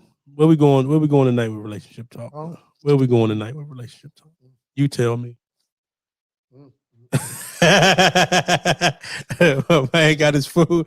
We might be leaving y'all early. You gotta realize. I'm listening. If you was with a girl, okay, and you fell in love with this girl, right? And she was a good girl, but because she was taking up so much of your time and everybody else used to be dependent on you, other people would tend to not like her because all of a sudden she came in your life. And now you didn't. Yeah. And now you like, now nobody can, Deon, I can't reach Deon. Right. And some people do that. They get a girlfriend and every time they turn around, you with the girl and all that. So now your friends don't like the girl. Your mom don't like the girl. Your dad don't like the girl. But the girl is really a really good girl. Yeah. How do you work that out to the point where you make everybody get along with everybody? Well, you can never make everybody get along with everybody. That's first of all. But if that's your girl and you really like her, then all I'm gonna say is, if you gotta be able to manage your time better. And that's with anything. That's with work. That's with relationship. That's with you personally. You got to be able to manage your time. Like you got to give yourself time. You got to give your girlfriend time. You got to give your family time. But if one person or somebody overpower that, people gonna get jealous of that too and be like, damn, before we was doing stuff as a family. He would come over and see his mother or whatever. But now he got a girlfriend. He don't want to see nobody. He ain't going to his grandma's house. He ain't doing no family functions. Do you believe that? Do you believe that? But women can do that to men, though. When you first meet a person and you really want to get to know them, you have to ask some things about their past. Yeah. So you can get some type of barometer of what type of person they are. Yeah. So my question to you is, do you ask the woman about her? Do you ask the woman not about all her past relationships, but maybe a previous one that she was in prior you? Yeah. Do you ask her, what happened in that? Yeah, you can ask them, but they still gonna lie, or there's a possibility that they're gonna lie. You ain't building no relationship. Nobody lying off that. No, I'm just saying, like some people might not give you the whole truth. They give you half the truth, or they gonna give you their side of the story. But then, and you can't go and call her ex and be like, "Yo, what really happened?" What about they tell you the truth? I mean, you can only take what they telling you as a truth. I'm saying if they tell you the truth, you saying that they not telling you the truth. What about if they tell me the truth? What happened? I'm all right. We got something new here, so we're gonna go this route or this way. But she's telling you that I really love you. Yeah, I'm really into you. Okay. And you asked about the other dude or something. Yeah. Well, it's no. If she say something like that, then you know what I'm saying. I just if the woman say like the Jasmine Sullivan say, I love you, but it's this motherfucker right here. It's something about him sexually. He pleases me to the point where I can't get over him. You know what I'm saying? So would you say to yourself, damn, is that all you about? Yeah. I mean, because sex is very powerful in a relationship, but it can't be number one. Of course it is. But it's gotta be up there, especially nowadays. It's gonna be higher, but it shouldn't be more than like you could have a torch. But if your credit ain't right, or you ain't got no car, or you ain't got no job, or something like that, I gotta weigh the options. You know what I mean? So, because these fine jokers out here, they ain't really got a lot going on. They just fine. So I mean, so you saying a bomb head and bomb pussy beats a low credit score? I mean, is there something to do? Dumb dudes, it beats a lot. Yeah, we work on your credit. Right. Tasha LaBelle and fix that shit. You know what I'm saying? So I'm saying now everybody's acting. It got real power, dog. Listen, now everybody's acting like when they meet a person, they want to know their credit score. Yeah. You want to know what type of individual. How would you keep the relationship fresh if you live and work with someone? Now, that is a good question. Now, a lot of times, police officers in the same relationship with people, bus drivers, hotel workers, anybody that sees there or works at the same spot and sees that person a lot, usually in the, like, yes, it's got real power. Yeah. What's up, Tom? Hey, Tasha. Well, the question is, we know you married and you've been married for 10 years, but you still have experience at dating. Well, one of the things that we were asking was if you were dating, not you, if you were dating as, just say, quote, if you were dating and you meet somebody, how much is the person's past got to do with y'all's future? Because, sometimes you can meet somebody and you be the one to turn their whole life around. True. But prior to you, they was a whore. Yeah. And that's male and female, because you got some guys that been around with multiple girls. You a whore as well. So I'm saying the girl said, man, and her girlfriend might be saying, you mess with him, he done fuck with her and her. Yeah. But when he met you, he was like, man, I'm good. You know what I'm saying? So that's just like a girl that messed with that's what I'm saying. It's guys the in the thing. street, and then It's now the she messed same. with somebody that's not in the street. Right, it's the how same. that's gonna work. So it's the same thing. Yeah. I mean, it's crazy. Or it could be, you know, the girl got locked up, or she a felon or something like that. You didn't know nothing about that. She didn't tell you. Then you find out 3 years down the road that she done something crazy, but she could have changed her life. Now she's better. She ain't on that mode no more. So I always say the past is the past. Whatever's gonna happen in the future is gonna happen. Hopefully it lasts forever, but everything don't last forever. So he said the past is the past. The past is the past. So as long as she's nice to you, she could have been a slut in the past. Hey, whatever she did. Okay, so if a guy was a pimp or male stripper or something like that, how would you feel? Because that's the same thing as her being a dancer or, you know, a streetwalker. Okay. I'm saying, if you met somebody and you really, really like them, Slim, I'm talking about you've been messing with them for years. Yeah. And because what y'all had was so solid, you had no means to go check on the past. Okay. But once you actually found out a few things in the past, you're like, well, I ain't really talk about that because that's the past. It's like, God damn, you should have brought that up. You know what I'm saying? Because she might have been a stripper or can she get away what from if she her was past? What if she was a You know that old saying that hoes can't be a housewife and all that shit. I mean, what if she was a porn star? You didn't know about it, what and I'm then saying. you found out about That's it. what I'm saying. If she was a porn star, you didn't know about it? I mean, if she cleaned and she, you know, she cleaned her life up or whatever, she ain't on that mode no more. That was her profession. You know, she ain't doing it no more. I mean, what? So you saying you can live with that? If I really like the girl, you said if I really like her. So if we in hypotheticals, if I really like the girl and then it come out 3 years later, she used to be a porn star. I mean, all right, well, you doing them tricks at home now, So that wouldn't create no insecurities with you thinking that. Man, she did that shit too good. That lollipop Jones she did around. You know, because them other strippers got tricks, you know what I'm saying? And now girls. Me personally, it probably wouldn't work. But if I'm in hypotheticals, you know, so for some, it's whatever floats your boat, man. Some guys don't care because they passing them women around in LA and all. No, listen, I agree that, first of all, let me tell you this. Like I said, there's a limit. You can't just be with anybody. If Shorty got 50 bodies, it's a no for me. But how you gonna really know if she got 50? Well, she'll tell you she had 5 and had 50. No, well, let's just talk to y'all. We're talking about somebody who's honest enough to tell. You know, some people, they can live with their past because they're not living it anymore. Yeah, you tell me you had 50 bodies though. Well, if she said, well, I've been with him, you said, damn, you fucking, yeah, I've been with him too. You fucked, oh yeah, I've been with him too.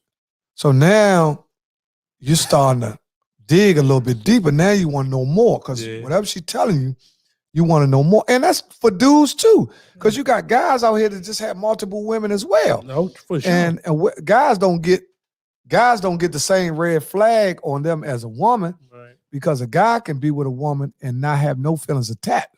Right. But women are emotional creatures. So every guy that actually goes inside them, she develops some feelings for. So I don't care what nobody say. If a guy goes inside with a woman, then she develops a feeling, emotion for him, not like a guy. Mm-hmm. Now, a guy could be with a girl and say, man, fuck that bitch. Right. You know, I ain't think about that, bro. And there's some girls that can turn it on and off too. Yeah, there is. If she got... Hey, that torture bad jump. Now, that torture's a bad jump. And let me tell you something. That torture had you out here, shorty ain't got no job. Well, we'll use that prime for a prime example. Now, they just said nothing. They said Kanye brought a house right across the street from Kim's house. They supposed to be getting a divorce. Then they said it's getting a little weird. Well, so I think that's because for the kids, though. Huh? I think that's a move so he can see his kids. Yeah, but why you got to buy on the same block? They got money. I agree with you, but I'm saying I'm trying to get a logic. Somebody that ain't got no money ain't doing that. Exactly. I mean, the house is nothing. Right. You just buy a house. like it ain't nothing. Right. We just seen Kanye was one of the top billionaires. He is the top billionaire, according to that list. No, they had one. Is somebody but 10. Dean had a list where a guy had 10 billion. I'm just saying, if you got the money to do it, I think his mode is on them kids. He might still be thinking about it. I mean, it is his wife, so I mean, he should. Well, and I'm sure Kim Kardashian. Well, Kim is moving around a little bit, didn't she? Wasn't she messing with the little dark-skinned dude who used to be on CNN? I don't know. I think that was allegedly. I don't know. Van Jones. You know his name? Oh, Van done slip up. Yeah. Oh, yeah. The dark-skinned dude. Right. Yeah. Van like is a lawyer. Van is a lawyer, and Kim's just finally passed the bar exam. Yeah. Oh, yeah. We do know you fried is. Yeah. We fried. We know you fried is. Y'all texting shit, talking about bet everything. Y'all over there taking all them shots, talking about bet everything. Y'all drunk as a motherfucker. Pete Davidson. Pete Davidson is messing with her now? Okay. All right. That's the white guy from... Who is Pete Davidson? Saturday Night Live. Right, I think they did a Saturday night skit, or something on SNL. Well, let me ask you this: we've had this conversation. I'm gonna see if your answer has changed. Let's say you out of town. Let's say you in Puerto Rico, because you can go to Puerto Rico right now. You just in Puerto Rico, you and your wife having a good time. You see, your man's girl. You at the bar by yourself. Hold up. We gotta call him. Caller, where you calling them from?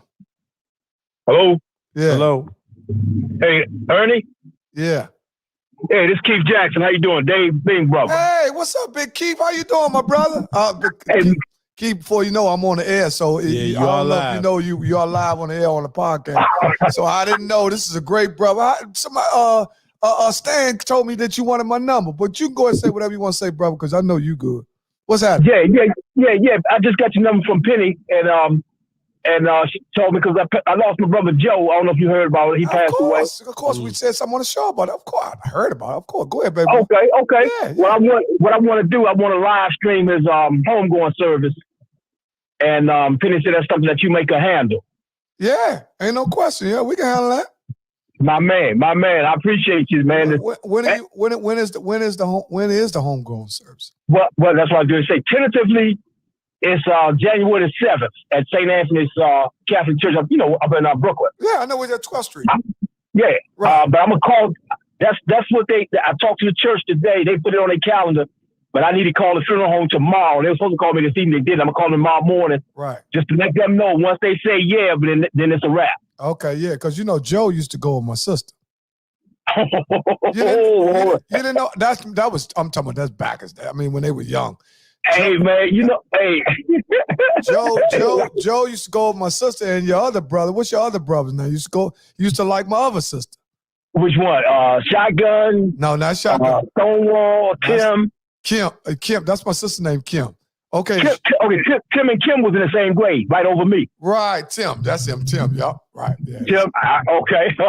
right. Yeah. I didn't know about Joe. I didn't know. Her and Joe were real cool. She actually talked to Joe, and me and Joe had a nice talk at Meech's service. He said, "Man, I finally get a chance to meet you, man." Whoa.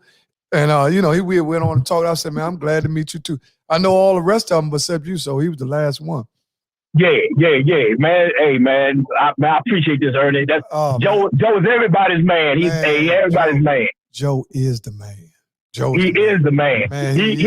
He could have started that commercial. That Dos Equis commercial. He could parallel park a freight train. He that dude. He that dude. Man, he is that dude. Listen, us prior to us receiving the information about Joe's passing, because I received it the morning. Everybody hit me. Dave Bing, Troy hit me. Everybody hit me. It's like, man, Michi Fowler passed. So, we had a show right that night. I think it was that night, and we brought it out, and we started our show off, because we do in the beginning of our show, we do prayers up to the whole Jackson family. We did the whole family. I think Sharon, Sharon was able to get on. If you go back I can't remember what day it was, like a week off. We didn't notify her because we do it all the time. But because Mike and Deon, they tune in all the time, and Sharon. So when I think Mike might have mentioned it to me. Yeah, when they got on, man, we had did something real special for Joe, because man, the Jackson family, the whole family is our family. You know what I'm saying? And we love y'all, and we speak about y'all all in a high regards. Every last one of y'all. We love you, all of y'all. So we always have, man, ain't no question. Keith, that's why when I receive that message from Stan, he said, Keith, want to get your number. I said, oh man, Keith must be trying to give. I didn't know what it was about, but I figured it was in something in reference to your brother. Yeah. So whatever you need me to do, or us all over the place podcast to do is no problem. We can do it. Just let us know ahead of time. We can live stream it, no problem. My man. Because I told Andre has kind of and put that out there. I said, I'm gonna do what I can do. I'm gonna touch basically what I can make it happen. And so I appreciate you that, man. I'm gonna hit you up tomorrow. Yeah, hit me up tomorrow. And let you know that's a go. Let me know the details and I'll let you know everything. Not a problem. My man. Much love to you, baby boy. Right. Always love, Keith. Always. And back to your family and the podcast thing you're doing, man. Much love. All right, thank you, Keith. Appreciate you. Yes, sir. All right. That's Metropolitan's finest. That is Keith Jackson, one of the Jackson brothers who just lost their brother, Joe Jackson. See, one thing about all over the place, we go all over the place. Yeah. We can be talking about relationship. When another pertinent matter comes up, we shift to that. Now, anybody that's on this line right now, they understand exactly the magnitude of the conversation we just had. Keith Jackson is one of the oldest brothers now. Okay. Because Shotgun, Joe was the oldest. Okay. Shotgun, Joe, Stonewall, all those. Then you have Keith, you have Dave Bean, you have Mike, you got Deon. Now Keith is the oldest, I think. I'm pretty much sure. But the Jackson families are very dear to All Over the Place podcast. We love them. Riggs Park loves the Jackson family. We're speaking about Michael Jackson, Deon Jackson, Anthony Jackson, Sharon Jackson, Shotgun Jackson, Keith Jackson, David Jackson. Go on the rest. I think it was 18. I mean, this Mike said it was 17 or 18 of them. Yeah, let's go on. But, we got shifted off. But, man, that just goes to show you Joe Jackson was also one of the guys who passed away over the last 2 weeks. Yeah. Right? He's one of DC's top hand dancers. I did not know that. Yeah, one of DC's top hand dancers. And if you go to YouTube, you can see where they put him dancing on YouTube, how he was on top there, him and his woman. I think I'm not even going to say that. Him and a woman are dancing on YouTube. If you go and look up Joe Jackson hand dance, number one hand dancers in DC. Okay. Right? So anybody that don't know who we're talking about David Jackson. People take the hand dancing seriously. Yeah, hand dancing it's a big deal in DC. Can you hand dance? No, I cannot hand. Me neither. Don't feel bad. Don't feel bad. That's my man, Keith Jackson, man. I'm glad to hear from Keith. Keith is also one of Metropolitan's fine. He's an essential worker. He is a police for the Metropolitan Police Force. Great guy. Known him all my life. Okay. Oh, the brother Tim. That's what my brother said, like my sister, other sister Tim. All right. Well, before we go, what's the word on the street, man? The word on the street is Lala Anthony. It's fucking Swiss Beats. Good God, man. Motherfucking Swiss Beats are bad, motherfucker. Hey,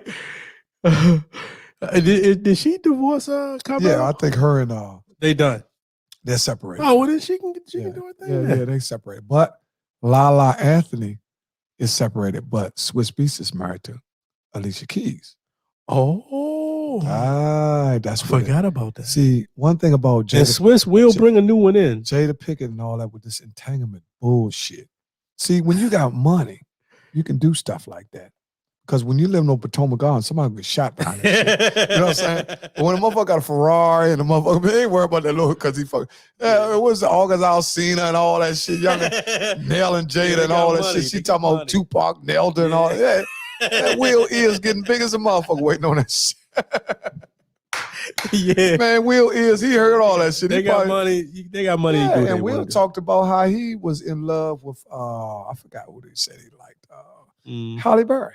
Okay, he might. That was word on the street. Say like Halle Berry. He might. Well, first of all, second of all, that. we went over 3 minutes, but we're going, we getting charged for 3 minutes, so we're gonna have to close out. We're gonna start off with Gone But Not Forgotten. We're gonna do a minute. Gone But Not Forgotten, brother Joe Jackson. Gone But Not Forgotten, Lil Hollywood Jackson. Okay. Right? Y'all can leave y'all comments up on Gone But Not Forgotten. Please share the show, y'all. Got to start sharing the show so we can get the show out to other people, so people all over the world can start seeing the work that we bringing. But we only can bring it unless y'all share it. Yeah. Gone but not forgotten. Joseph Stephen Yates Jr. This was our first Christmas without my grandfather. So gone but not forgotten on that one. He's gone, but he's definitely not forgotten. Yeah, so. Man, a lot of people lost your family members this year, man. We with y'all. We praying for y'all too, man. I lost my grandfather in January of last year. So it's coming up on a year. So that's tough. That's tough. It's tough, man. It's tough. It's tough. Your life, when you lose a person close to you like that, your life would never be the same. Yeah. What you have to do is learn how to push forward. That's why our song is say push. Right. Because in the midst of a storm, you have to push. You got to push. You see what I'm saying? You know what I'm saying? Chest up, back out. Everything that goes on, they say God doesn't put nothing on your plate that you can't handle. True. So it might be a devastating joint to you. Yeah. But guess what? You can handle it. Yeah, you can handle it. That's the word on the street. Yeah. We love y'all. Take care. Thursday. Yeah. We'll be coming in with a guest. Thursday we will have a guest. Bring your New Year's resolutions Thursday. We want to hear all the New Year. All y'all fakes start smoking cigarettes. I'm going to start smoking weed. I'm going to just drink one cup. I ain't going to San Antonio. I ain't wearing my mask. Bring it Thursday. Thursdays will be resolution. Yeah, we got a lot to talk about Thursday. Also, Monday, we will be back at Wasted Lounge next Monday. We back? January 3rd, we are in the Wasted Lounge, man. We pushing it out now so that way y'all know. Wasted Lounge, January 3rd. We will fly for that too. Mask mandate. Gotta wear your mask. Gotta wear your mask. But you can come holler at us, though. Come holler at us. 50-cent wings, $25 buckets of beer. $20 buckets of beer, $20. Okay. Excellent bartender, Angel. Excellent chef. What was the chef name? You forgot? I can't remember his name. But Good he was guy. Yeah, he can't. Great guy. Wings was bomb. Wasted Bar, 816 8th Street. We love y'all. Yeah. Thanks for tuning in. Share the show. Don't forget. Love y'all. Love y'all, man. We solid, y'all.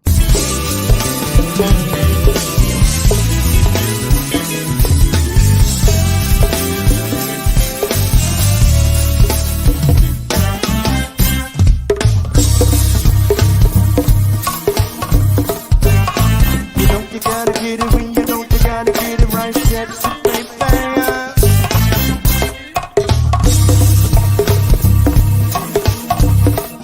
I said you don't, you gotta get it. You don't, you gotta get it right. Sexy, baby.